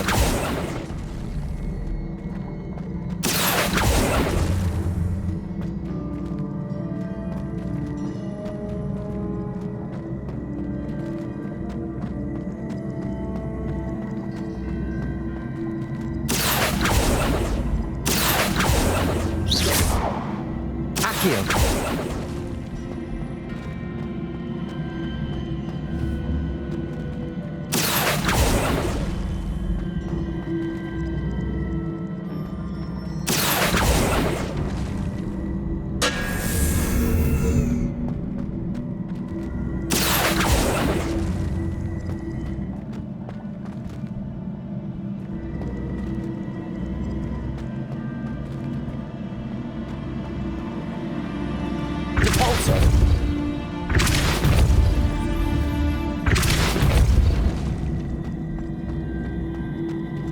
Accio.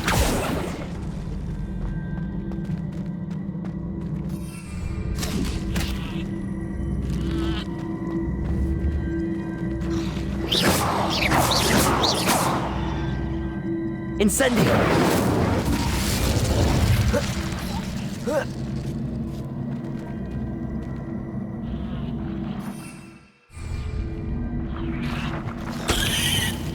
Arresto momentum. Accio.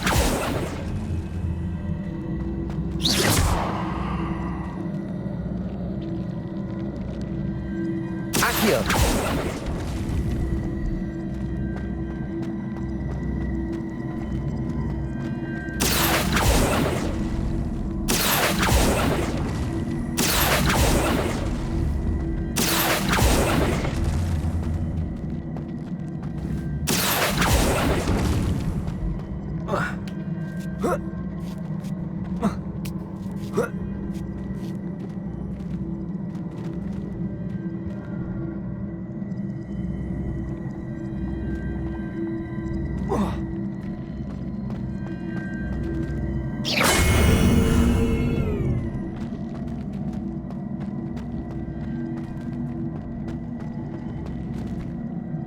Accio.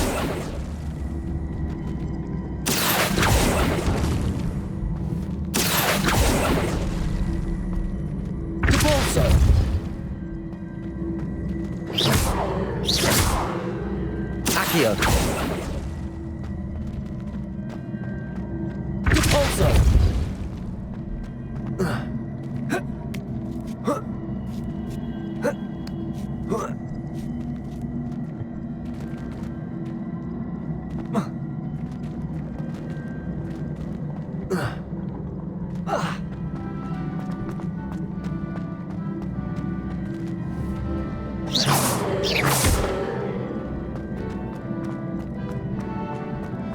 Revelio.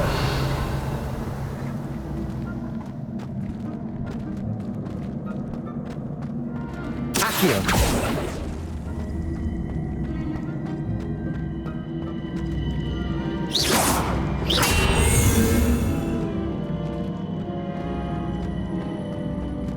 Repulso.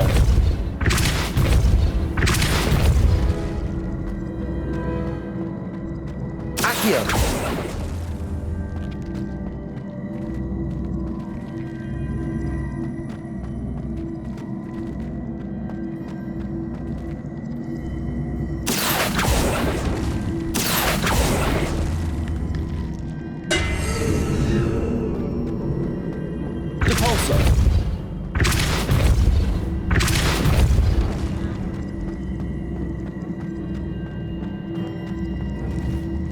Accio.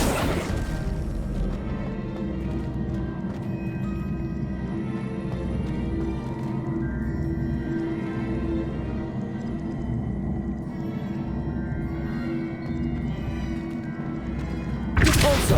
Accio.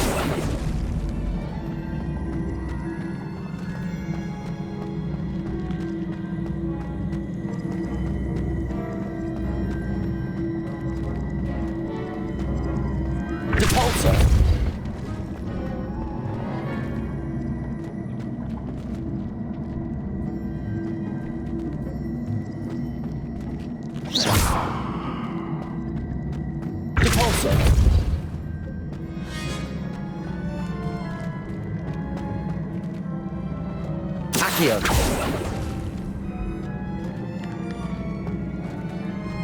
Repulso. Accio.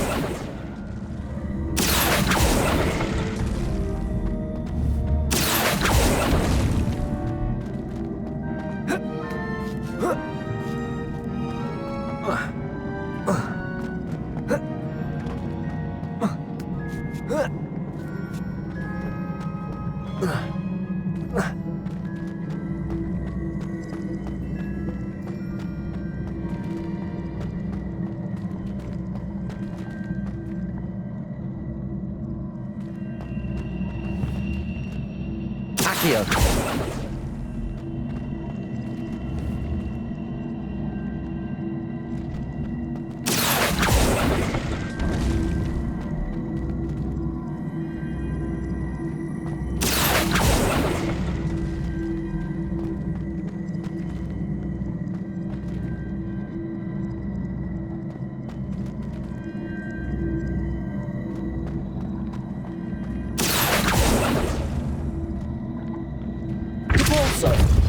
Accio. Repulsor. Accio.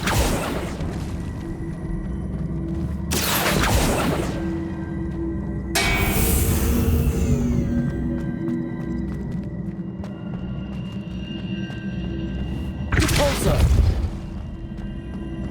Accio. Repulsor.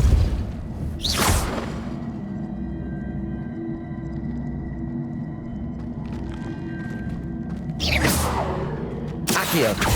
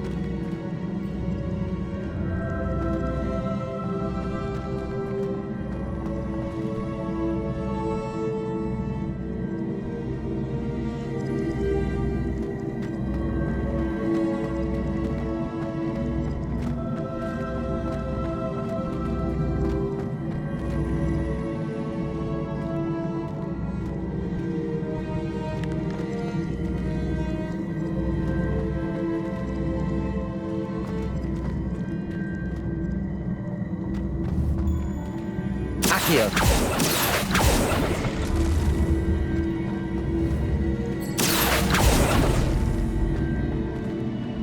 Repulsor.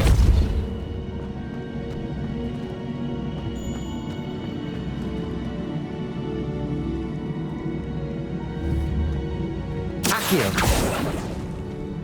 Repulsor. Accio.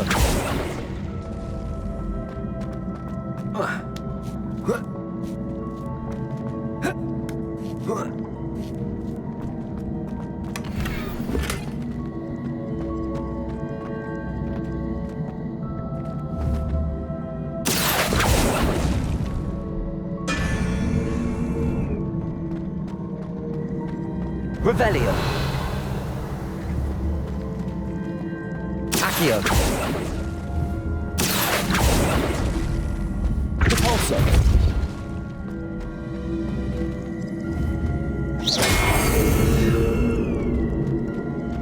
Repulsor. Accio.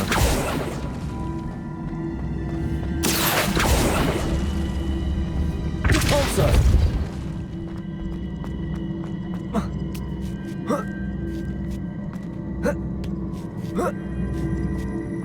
Revelio.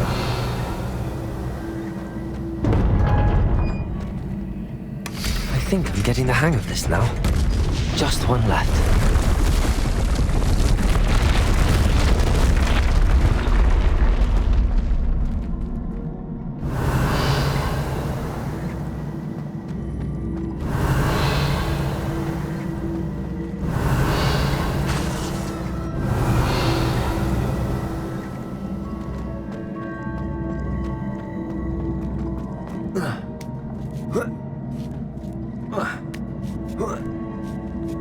Revelio.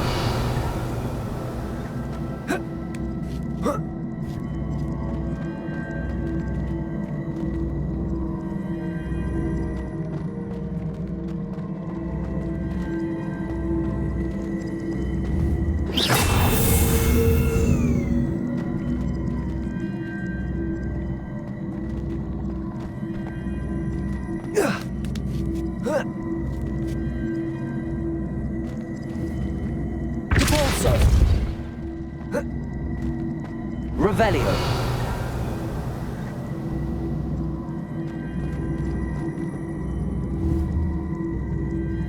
Repulsor. Accio.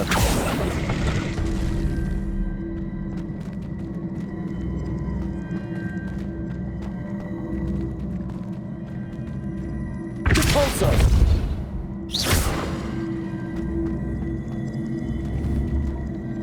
Accio.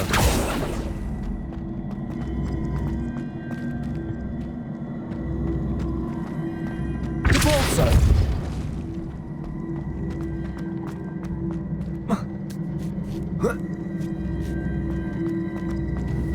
Accio.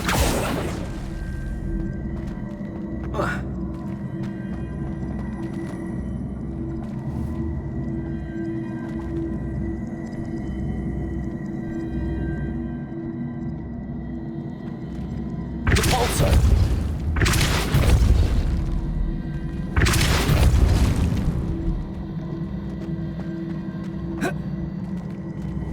Accio.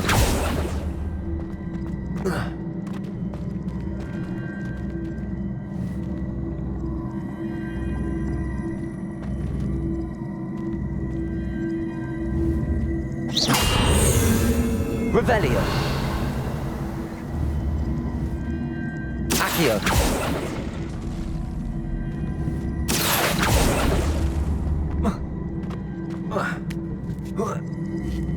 That's the last of them. Seems I was a match for Herodiana Byrne after all. And this must be the last piece of Herodiana's ensemble. It is remarkable. No wonder Sophronia wants to see this.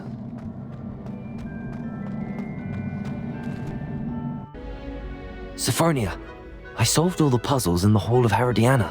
Incredible! Then you found Herodiana's outfit. May I see it?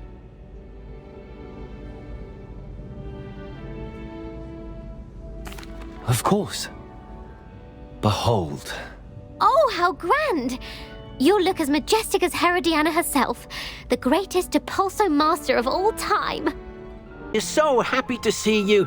Deke noticed this bag in the room the other day. You must need it to help with your schoolwork. Deke has seen one of these before. Deke calls it a knapsack.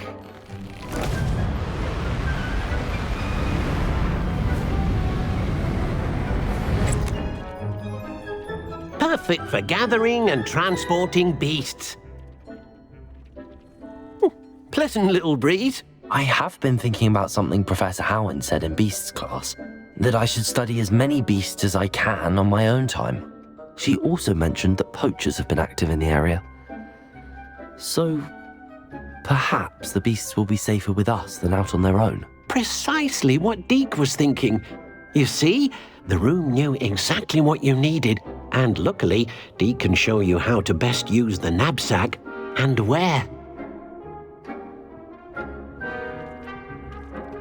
Come along then.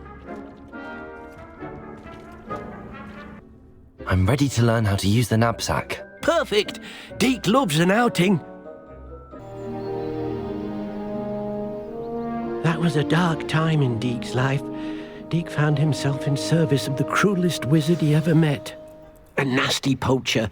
Deke hated working for him. He did horrible things to beautiful beasts. Oh. It was during those days that Deke first saw a knapsack. It'll be nice to see one used for good.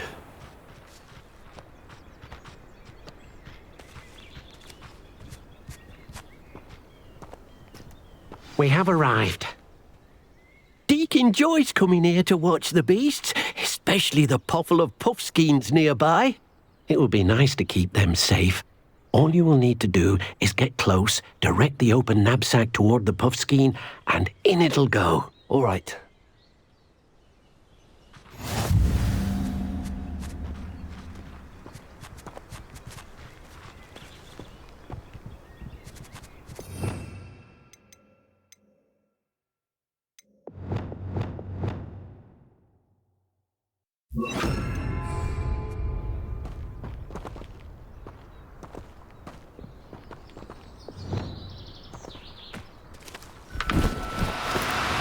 No need to be difficult. I mean you no harm.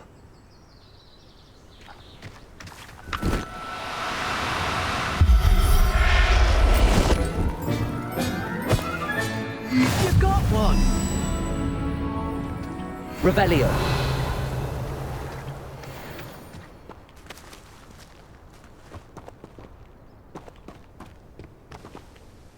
I managed to rescue a Puffskein.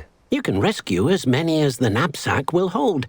Poachers capture Puffskeins and, well, Deek isn't sure what they do with them. Deek is certain they will be safer with you. Now, not all beasts will be as simple to rescue as a Puffskein. Deek suggests you next find a beast that can fly. A Jobberknoll, perhaps. All right. Where would I find one? Deek knows of some to the west, nesting in a large tree overlooking Hogwarts. But we must be careful. Deek has seen poachers in the area recently. Deek will meet you there whenever you're ready. Hello, Deek. Shall we continue? Oh, good. Deek was worried about you, what with all the poachers in the area. Perhaps we should work quickly. The Jobberknolls are just here, in this large tree. If it's helpful, Deek has seen Levioso used to slow flying beasts. Easier to get in close and use the knapsack. What if I can't find any beasts in their usual habitat? Beasts won't stray too far from their homes. Look nearby or simply wait a moment, and they should return.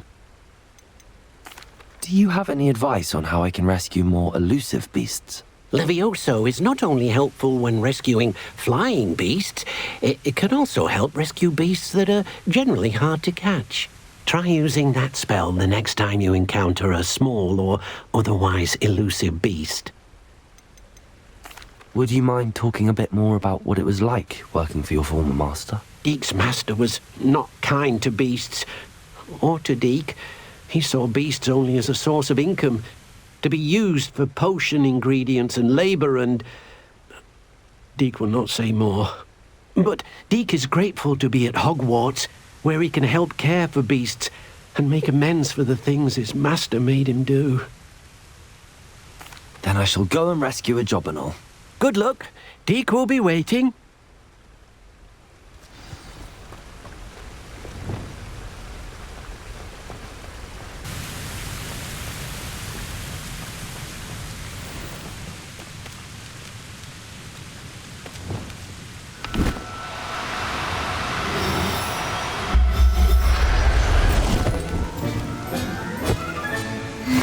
There. I'm not going to hurt you.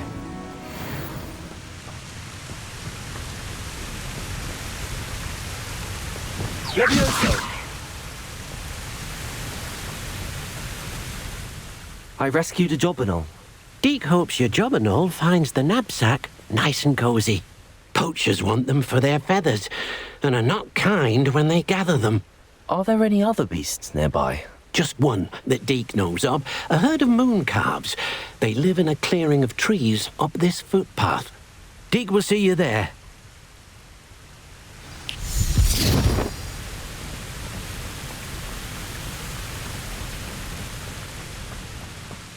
Levioso.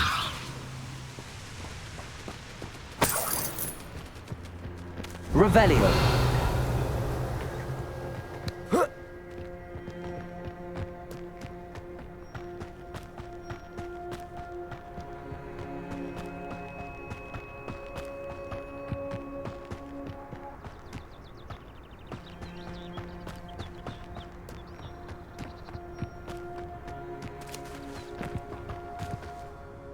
Hello, Deek. Is this the clearing you mentioned? It is. Mooncalves gather near the large tree with the spiral pattern in front, but only under the light of the moon. So, unfortunately, unless you have a way to hasten time, you might sometimes have to wait until nightfall to see them. How did you end up at Hogwarts after working for your former master? Deek's prior master had no family, so when he died, all of his house elves were relocated by the ministry. Deek was the most fortunate one, as Deek was sent to Hogwarts. Deek's friends were not as fortunate. I shall go and find a mooncalf then. Deek will be waiting for your return. Now, I'm only trying to help. Levioso. Devolso.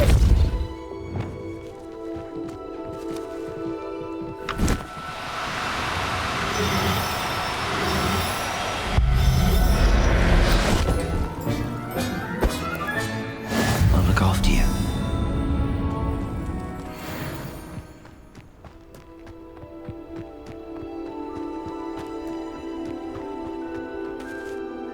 It was a bit trickier than the others, but I have a mooncalf now. Another beast, safe and sound.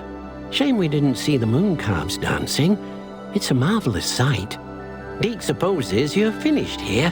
He'll be able to rescue many more beasts, but for now, let's bring the ones you've gathered back to the room. All right. Deek will meet you back in the room whenever you're ready. Deek hasn't seen this many. There you are. Now, we need to show the beast you rescued their new home. But, not enough room to let them out here. Imagine all those beasts running amok. That wouldn't do at all. Perhaps if you focus on what your beasts need, the room will provide.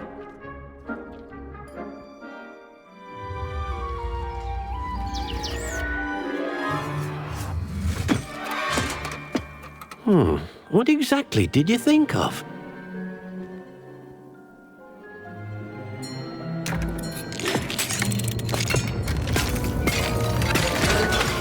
Heavens! You've done it! But what is it? Deek isn't sure. Only one way to find out. Meet you inside when you're ready.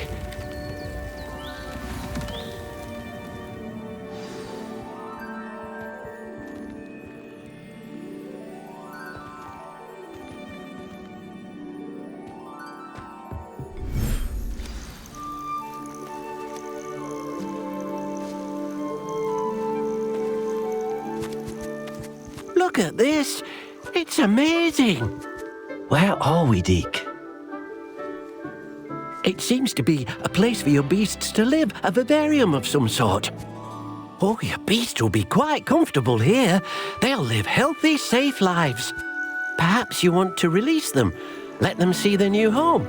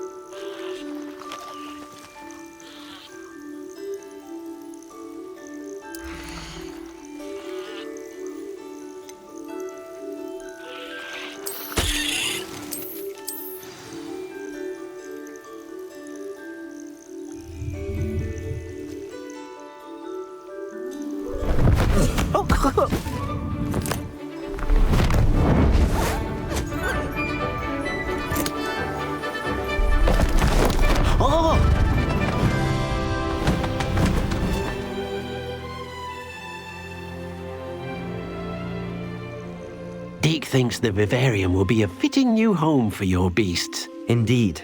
I only hope we'll have enough space for all of them. Deek hopes so too. But if you do run out of room, Madam Peck at Brood and Peck in Hogsmeade will help to find safe homes for them. Any beasts that the room can't hold? Yes, she's well known for helping to care for beasts in need, and she'll give you a fair price for them.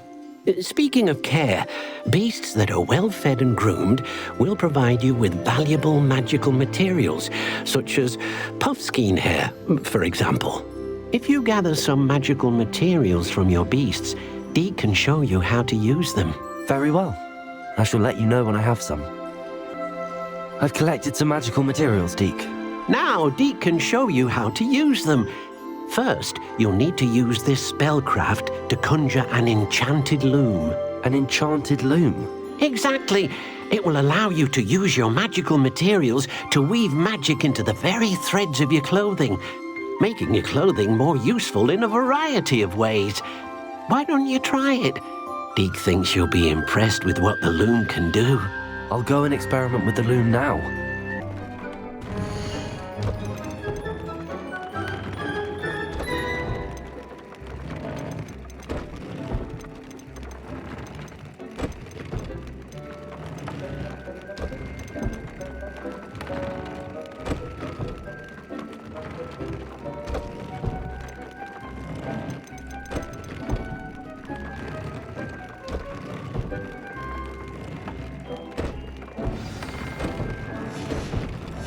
That came out nicely.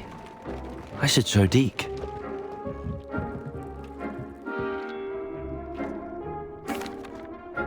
I used the enchanted loom, Deke.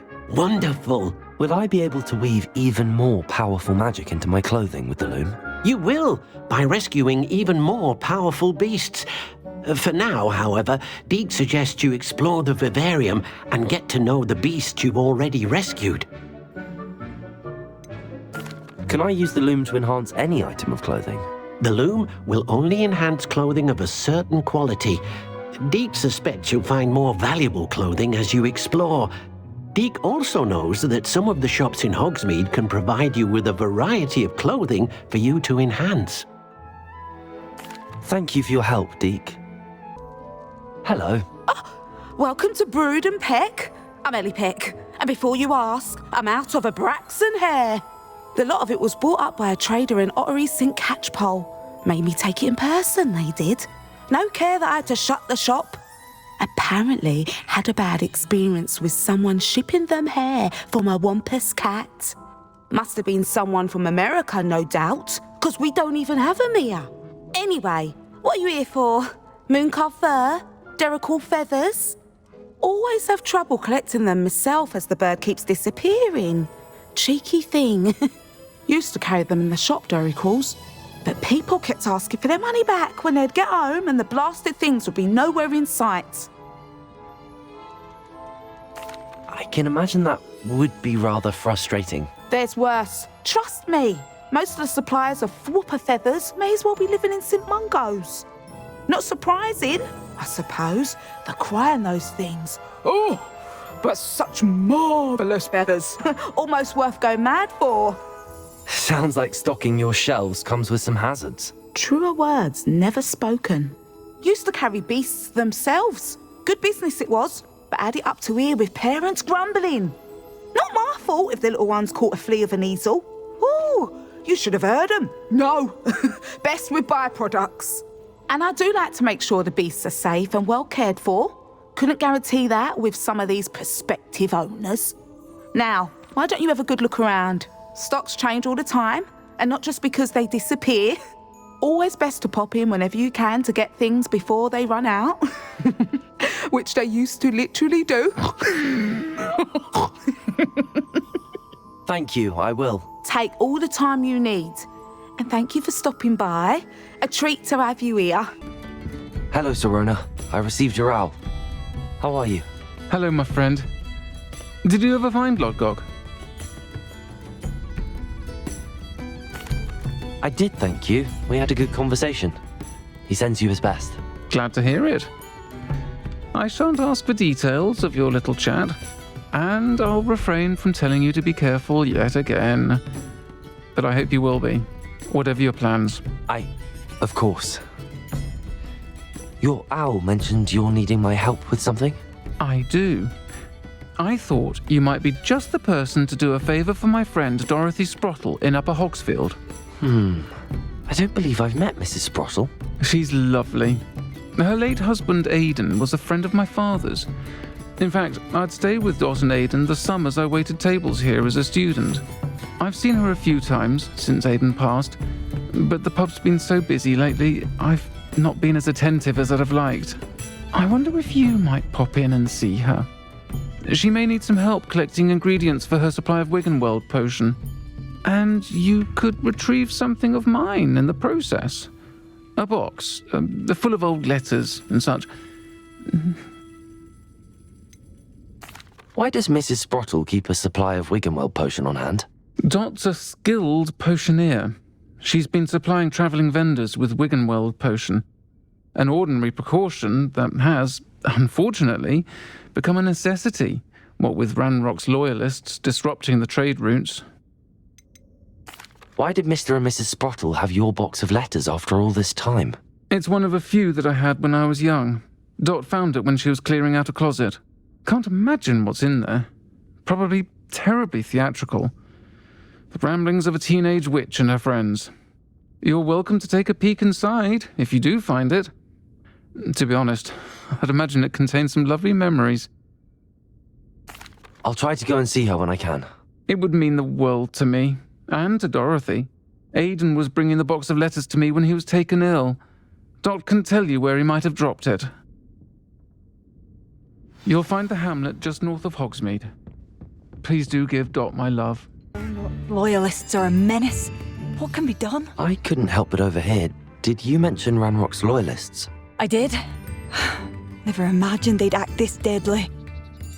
I'm Claire Beaumont, by the way. Nice to meet you. Ranrock and his followers have set up camp here. No regard for our beloved hamlet or our livelihoods. Ruthless. My brother Bardolph dared to stand up to them and ended up in St. Mungo's. I'm simply at my wit's end. How did your brother Bardolph end up in St. Mungo's? Bardolph had spent the entire day hand-picking herbs and roots for us. When a group of Ranrock's lot appeared and demanded the harvest for themselves, Bardolph refused. In their anger, they hurled him against a rock and robbed him. The moment he left St. Mungo's, he vowed revenge. I worry he may be dabbling in magic that he will one day regret. You said Ranrock's loyalists have set up camp here. Where, precisely? To the south, across the river. Last I heard, there were several loyalists in each camp. I won't go near them. Why don't you simply leave the area for now? Upper Hogsfield is my home. Bardolph and I grew up here. No, we are standing firm.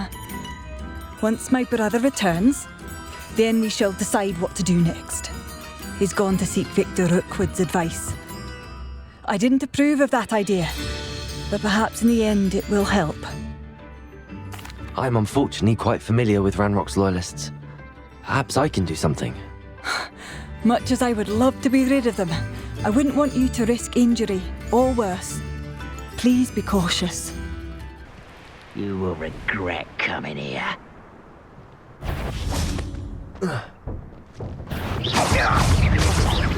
Descendo!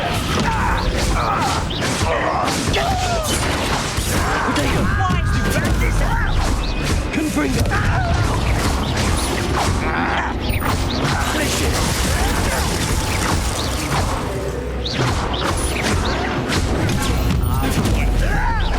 Descendo! Stop it! There you are. How nice of you. Such out. One less human to worry. Lucky, that's all. Someone's been taken out last week. Descendo! Why can't I hit you? Descendo!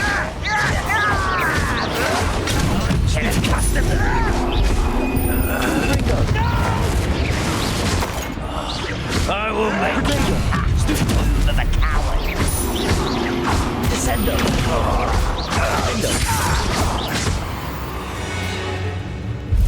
An intruder!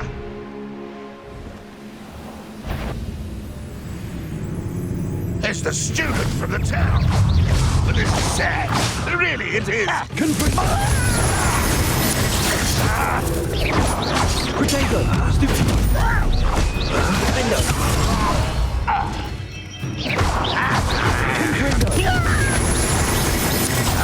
Descendo! You're here somewhere. You won't get away with that. Why distracted? I don't have time for this. Descendo! Defendo! Protego! Confringo!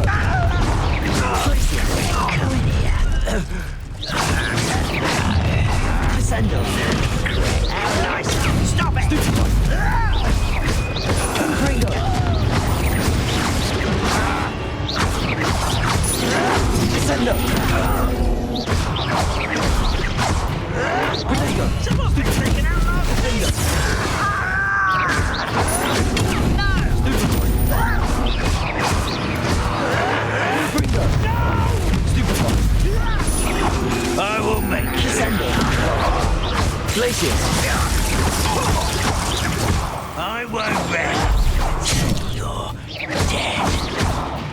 Descender!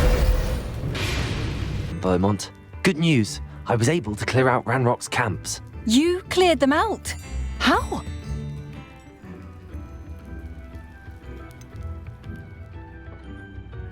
I managed to catch them off guard. When my brother returns, this news will mean the world to him. You saved our hamlet, my young friend. This will not be forgotten. I fear for other hamlets, truly. Ranrock and his lot are unlike any goblins I've ever seen.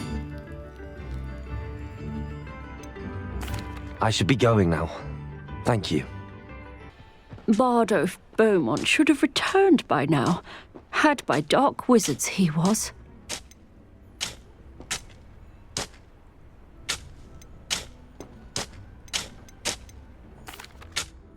Hello, Mrs. Sprottle. Actually, Sirona Ryan asked if I'd come and see you. Oh, dear Sirona, a gem. Has been for as long as I've known her. She thought you might need help collecting ingredients for your Wiggenweld potion. And she's correct. My darling Aidan used to collect hawklumps for me. Since he died, my supply has dwindled. I'm sorry for your loss, Mrs. Sprottle. Oh, thank you. Love of my life. A bit lost without him. If you wouldn't mind gathering some hawklumps for me, I'd be happy to compensate you for your time. Believe it or not, I have some with me. Oh, thank you! How wonderful. The travelling vendors will be thrilled to replenish their stock of Wiggenweld potion. Sirona also mentioned that Mr. Sprottle was bringing her a box of letters when he fell ill. Indeed he was. I'd almost forgotten. I stumbled upon it just before Aidan died. He was hoping to go through it with Sirona over a butterbeer or two. Those two were always like two bowtruckles in a branch. Aidan took ill when he was collecting hawklumps on his way to see her. He made it home, but I fear he dropped the box in the cavern. The cavern is in the hills just southwest of our hamlet. You can gather hawklumps and collect the box of letters there. Sirona said she lived with you during the summers when she was at Hogwarts. What was she like? Goodness. Well, she was almost exactly like she is now. Charming, good head on her shoulders, taking care of everyone. I can't tell you the fun we had when she and her friends would visit us during the year, all buzzing about, practicing charms. Talented group. Her friend Mirabelle was a genius in the garden. Learned it all from her muggle parents, if you can believe it. Do you remember anything about the letters you put in the box? Oh, of course.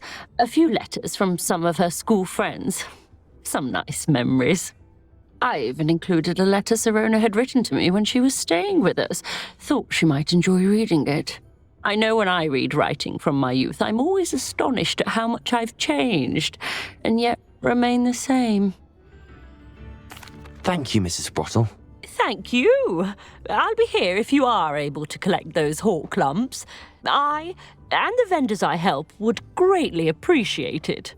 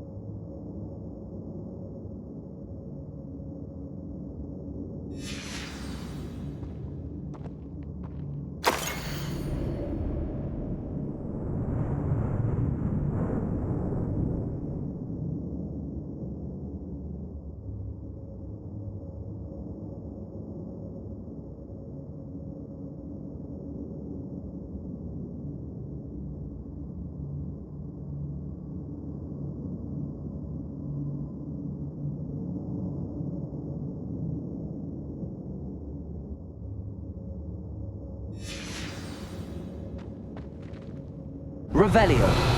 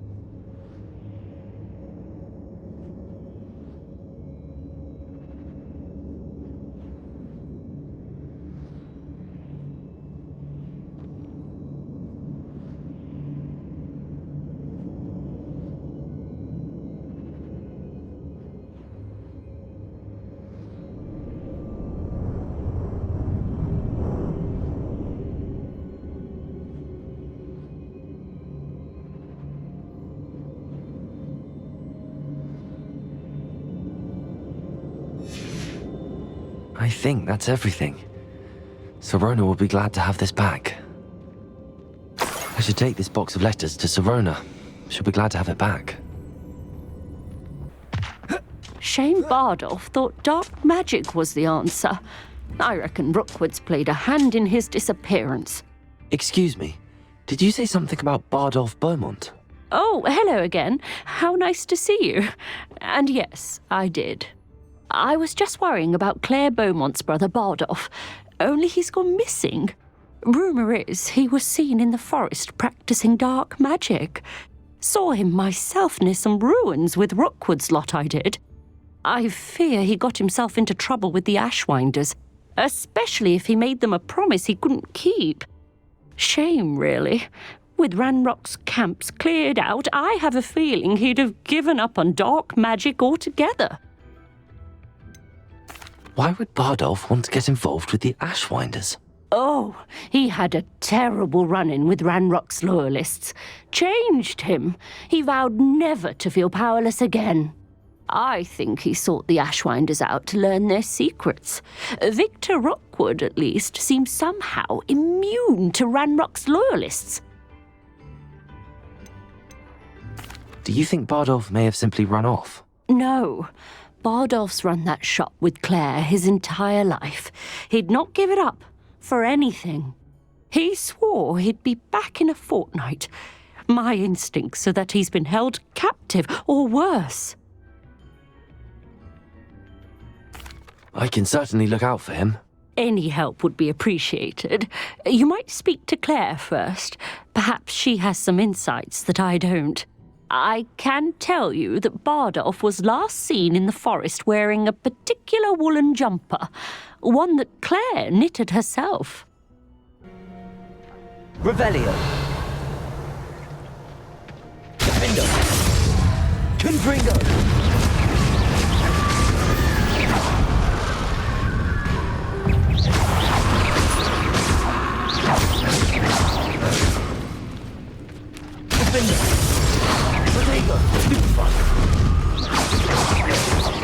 Descendo! Confringo! Stupefy! Is that infuriates when I would jump? Must be Bardolph. Stupefy! Descendo! Stupefy!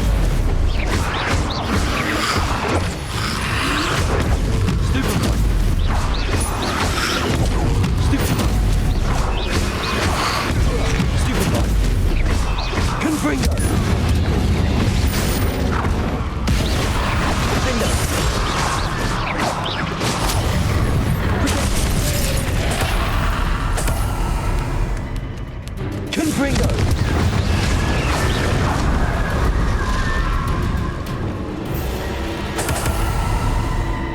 Revelio.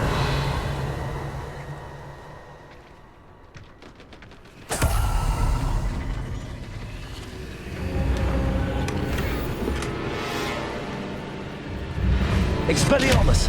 Depulso. Accio. Bardolph's fallen jumper.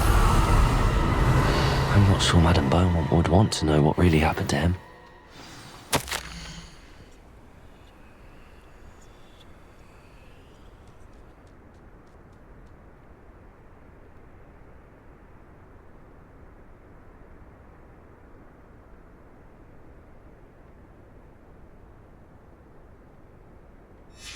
This mentions Inferi, and something about it being Bardolph's turn next. Thank you for all that you've done for us. Madame Beaumont, I believe I have some news of your brother. Bardolph? What do you know of my brother?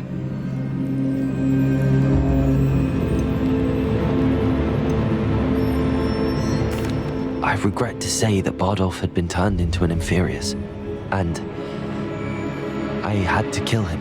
What? But how could you possibly think that an Inferius was my brother Bardolph? That's absurd! He was wearing a woolen jumper, hand-knitted. No, this can't be.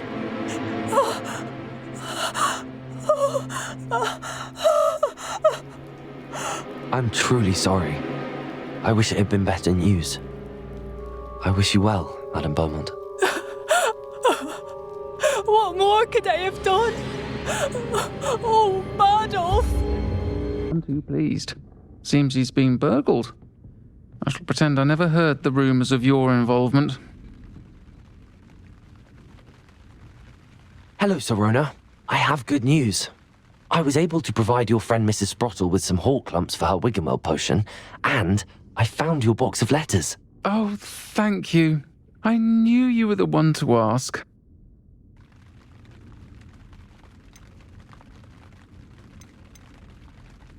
I wondered about some of the letters in the box. Of course. It appears most of the letters were from fellow students. One of the letters mentions Quidditch practice. Did you play? I did. Was the Ravenclaw Seeker for 3 years. Oh, Merlin's beard, I adore Quidditch. Nothing like the feeling of catching the golden snitch when your team's down by 140 points. I'll never forgive Professor Black for cancelling it this year. I missed cheering for Ravenclaw. We could have cheered them on together. I saw a letter from someone named Mirabelle. Is that Professor Garlick? It is. Still one of my dearest friends. I know she wouldn't mind you having seen that letter. She and I are of a similar mind, especially when it comes to young people. We believe experience to be an invaluable teacher. To borrow a phrase from Mirabelle, it's a joy to see anyone blossom, but particularly one who doubted they ever would.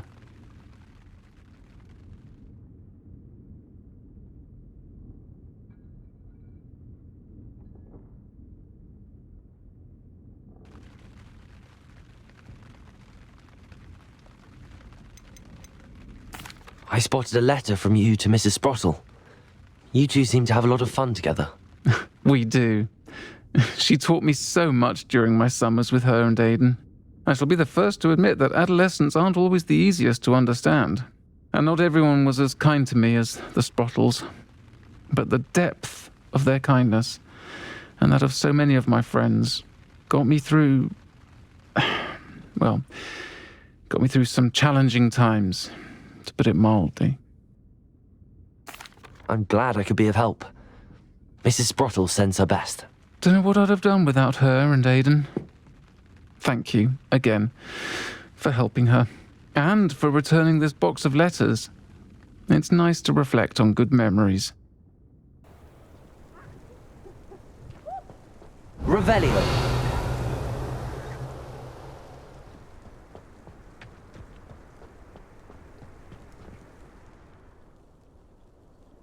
Adelaide Oaks, isn't it?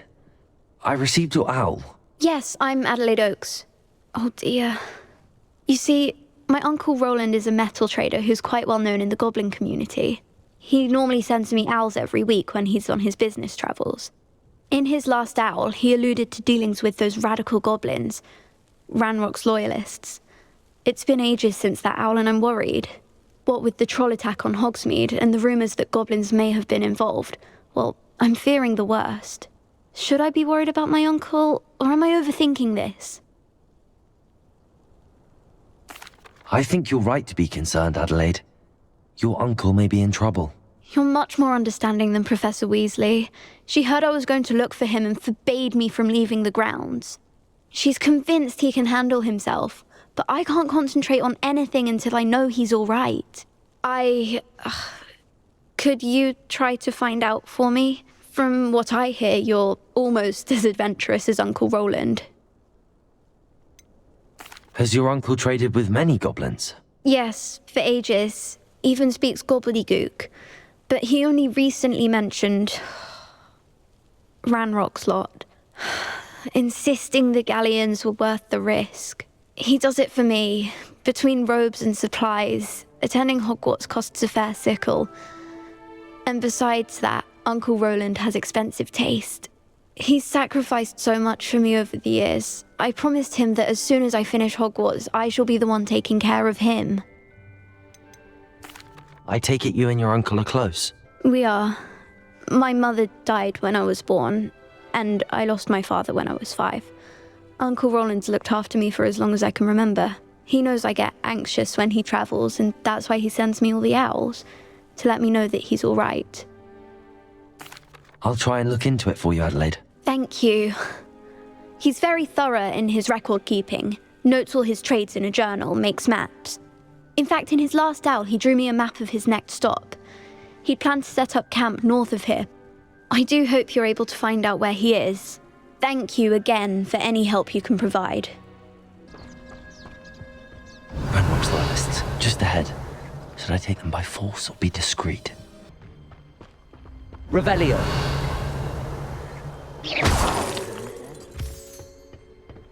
What have we here? Another human? Confringo. Not quite. Potato. The move of a coward.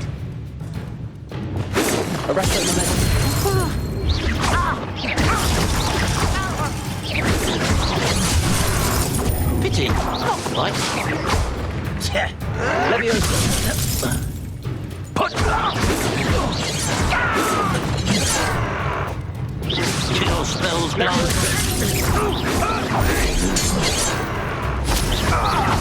Arresto Best. Leviosa.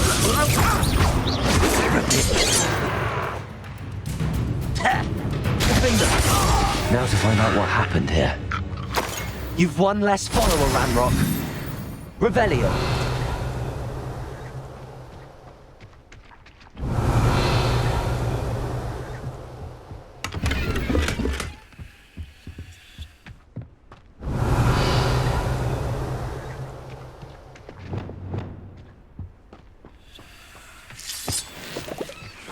Adelaide said that her uncle kept notes of his trades, maps. Perhaps these landmarks will lead me to him. Mr. Oakes' trade journal.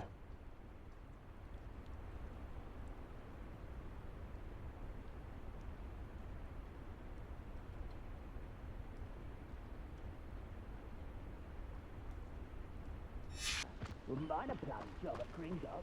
Suit me, sitting around all day. Mind you, I suppose it could get a bit boring.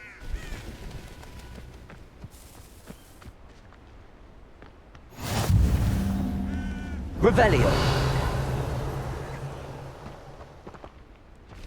What do we have here?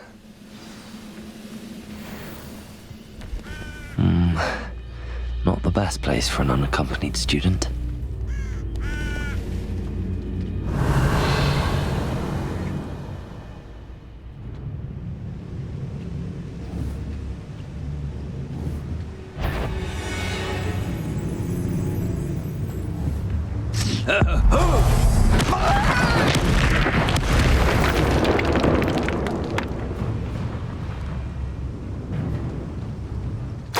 Still clear. Revelio. Yes.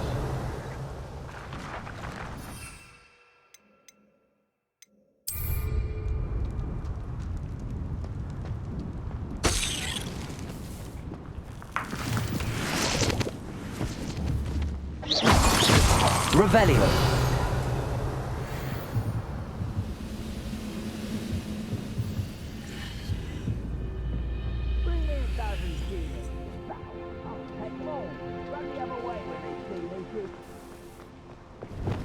Wingardium Leviosa.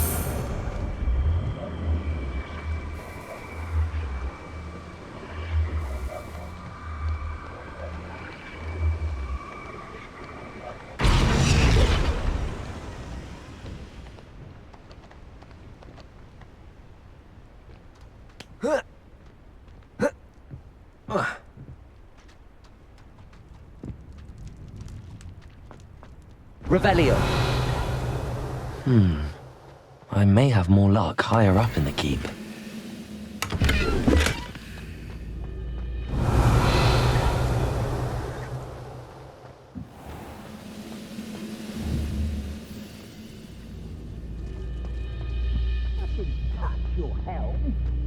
Thank you for making me the first object of your suspicions. Defender. Defender. Better. Potato. Stupefy. Revelio.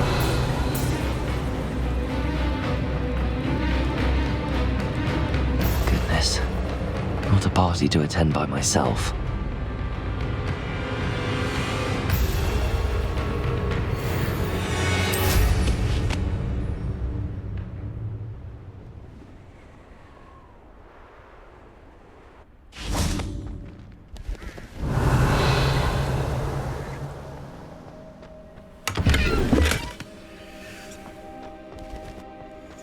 What am I doing here? Revelio. Descender.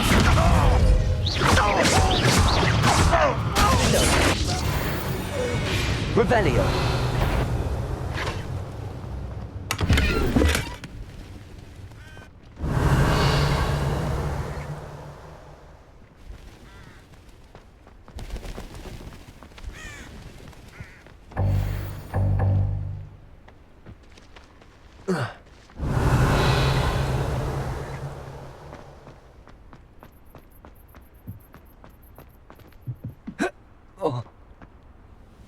A ladder.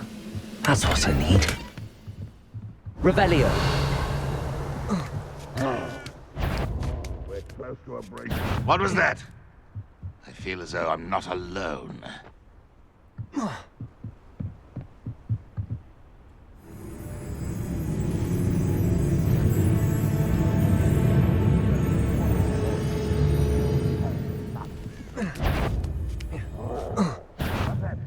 Who's there?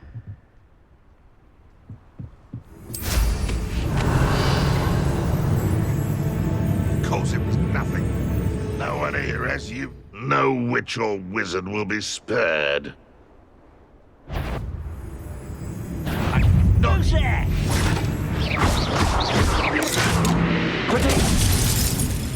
Descender.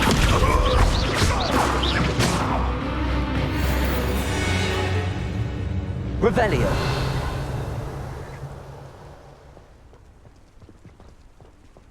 Descender.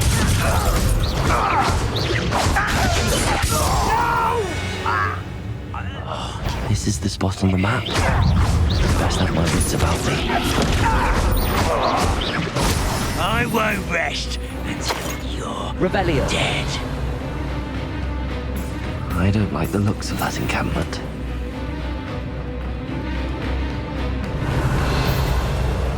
What went on here, I wonder?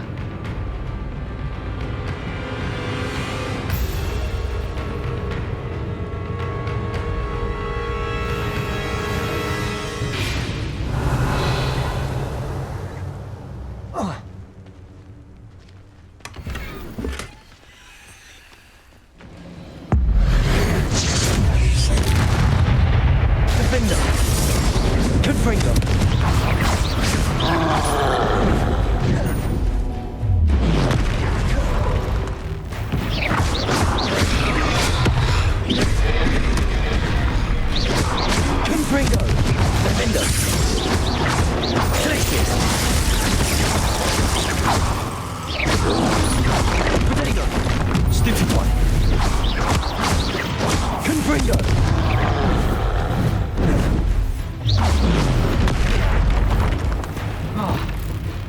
Confringo.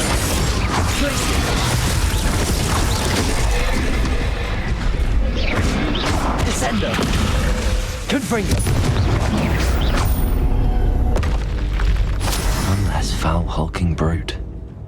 Revelio.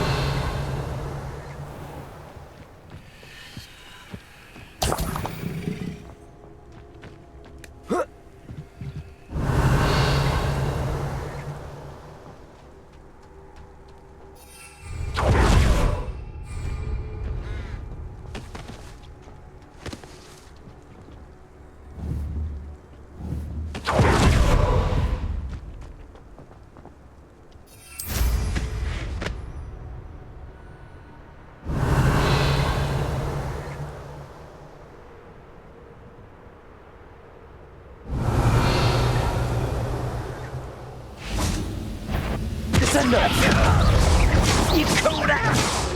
Oh, I could do all magic.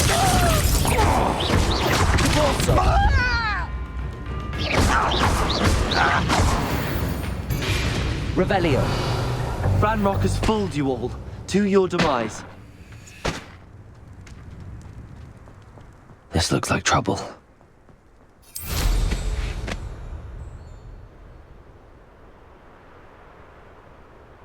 Now here's a sad-looking place.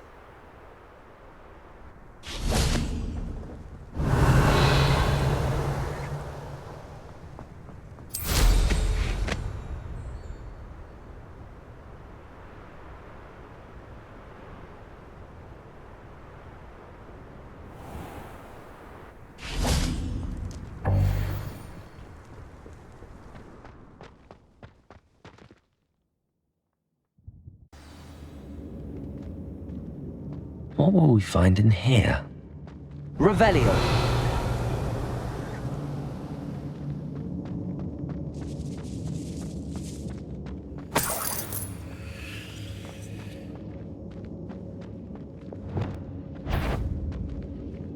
Revelio. He defeated. A punishment to us all. There's no human around. Protego. Stupefy. No! I will make it. I won't rest. Confringo. It looks as though Adelaide's instincts were spot on.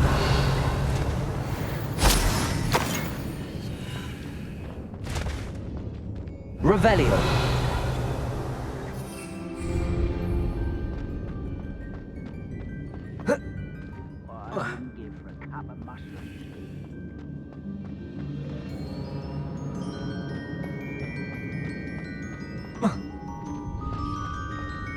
Alohomora.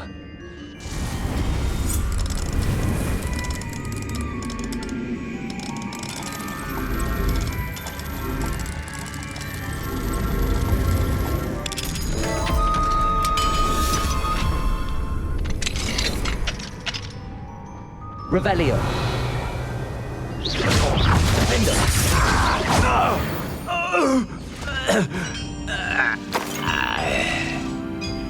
Revelio.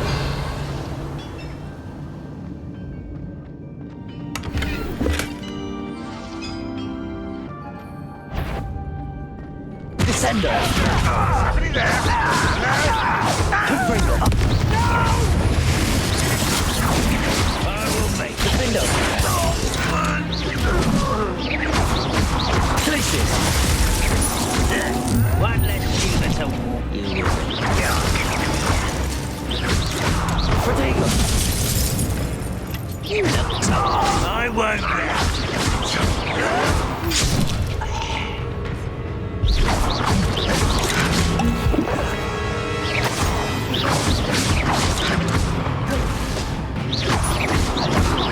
Descender.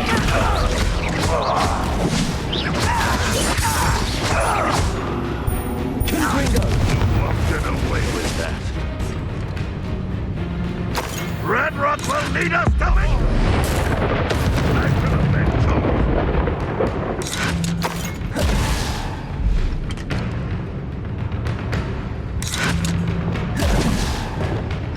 Expelliarmus! Protego! You are terribly outmatched. Surely you can see that.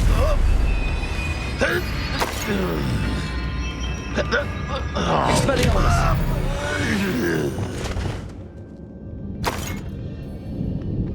The boiler door. How to open it? Revelio!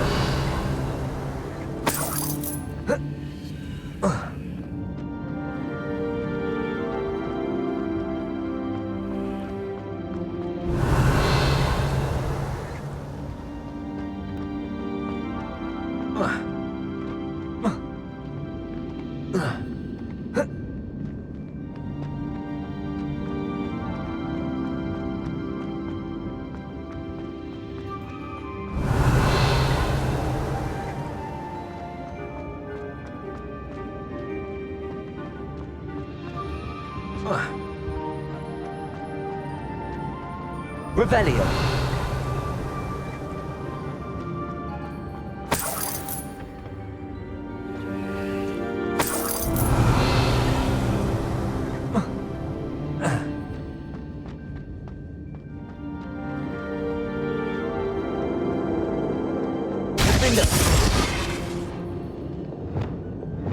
Confringo!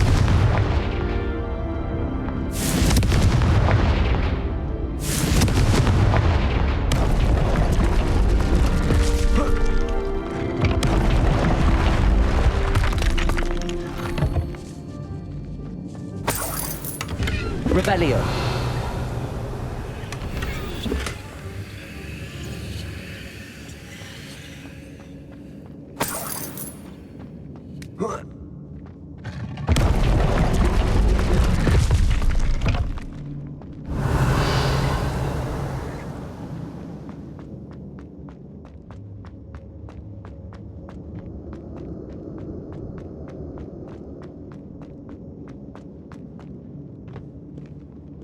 Revelio!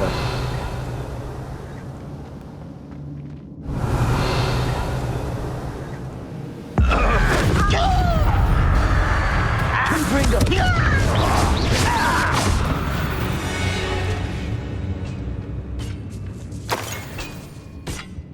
Revelio!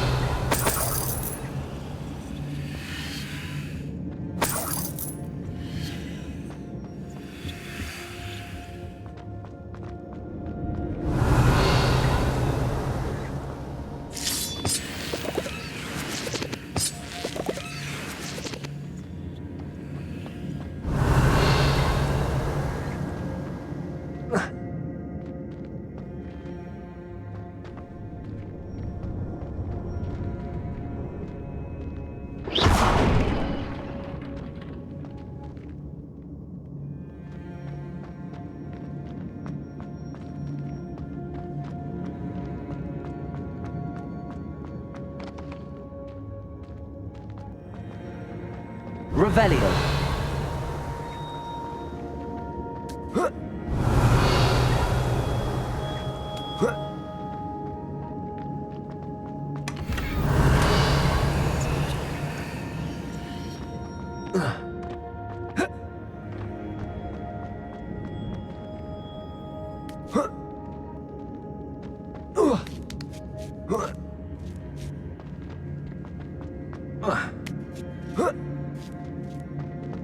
Revelio!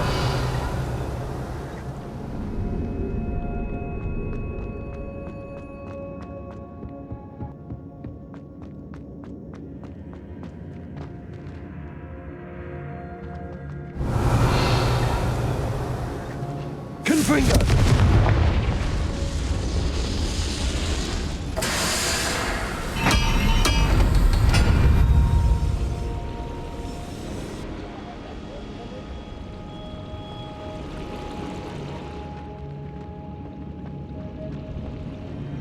Revelio!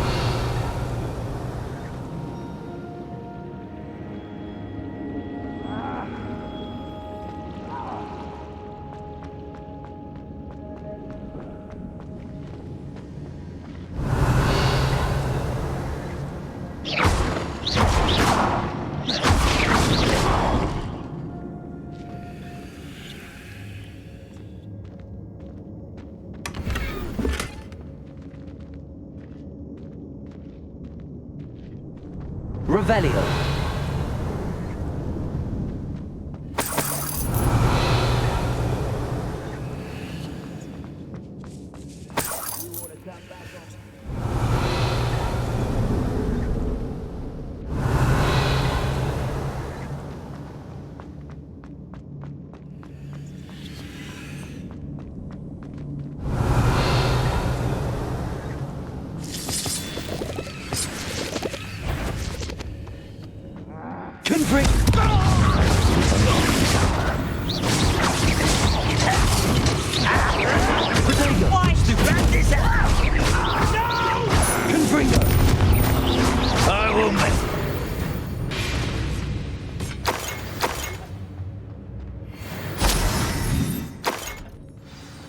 Revelio.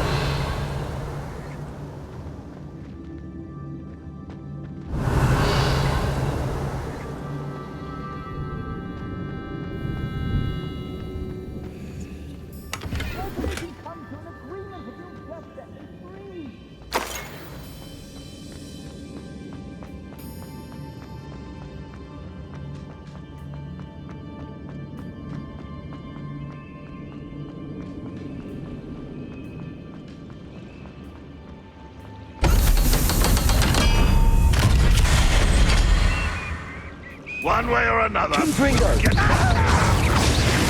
You're making this too easy. Oh, you think you're so clever.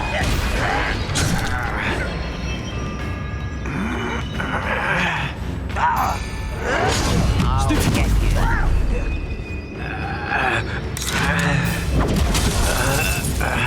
Are you sure you're not a muggle?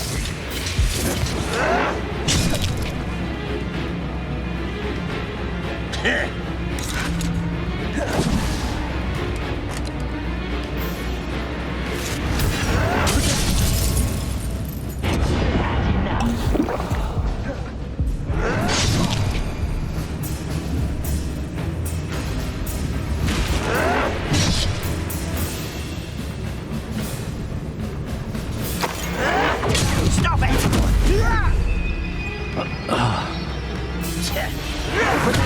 Get accustomed to that! Still hoping to survive this, are you? I won't rest until you're dead. Stupid child!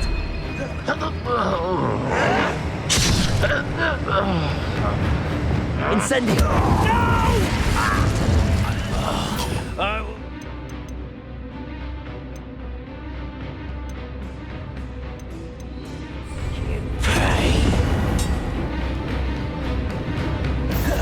You fight about as well as a pup scheme!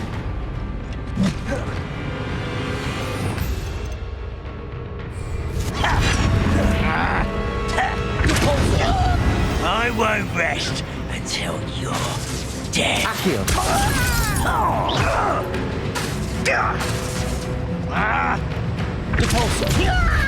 You won't get away with that.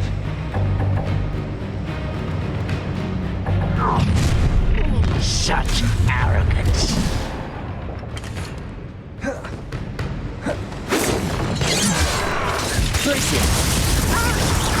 I've been fighting since before you were born. Leviosa.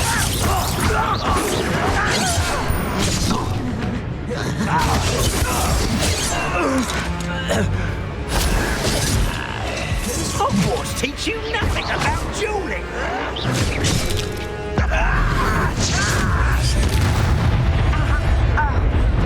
An intruder!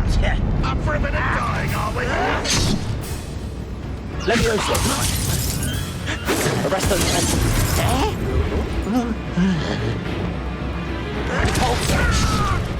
No! I will make you pay. Accio. Expelliarmus. Incendio. Accio. I won't rest. Your blood's on Ranrock's hands. Hello? Mr. Oakes? Yes, I'm here. They've taken my wand. This cell has an enchanted lock. I have experience with these locks, but I need my wand if I have any chance of opening it. Look for a boiler door. I've heard them speak of it. Fortunately, I've already found your wand, Mr. Oakes. Oh, you found it! Pass it to me. Hurry, before they come. I must get out. Hurry!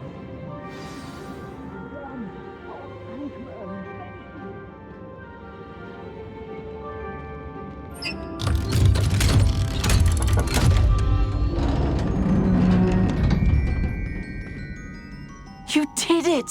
I found my wand and... Wait, you're a student? Oh, we must get you to safety immediately. It's dangerous. It's all right, Mr. Oakes. I've dealt with these goblins before. Dear Merlin, you're either very lucky or very talented. How did you find me? I'm a friend of Adelaide's. She was worried about your business with Ranrock's loyalists. Oh, she was right to be. I couldn't go through with the agreement, and when I told them, I ended up blindfolded and behind bars.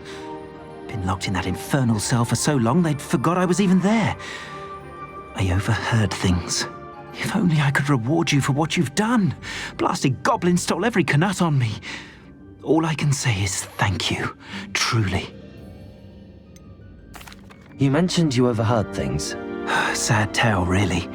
I think I know where Ranrock's unfortunate vendetta against wizardkind began. Although dragon breeding was outlawed by the Warlocks Convention of 1709, Ranrock stumbled upon an illegal dragon camp. He was young, found the creatures fascinating. He'd visit the camp in secret whenever he could, never making his presence known.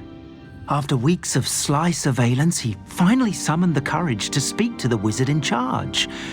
Ranrock wanted to join them and the creatures. The wizard happened to drop his wand. Ranrock saw an opportunity. He picked it up, went to hand it back as a means of introducing himself. The sight of a goblin with a wand sent the wizard into an instant rage. He beat Ranrock nearly to death.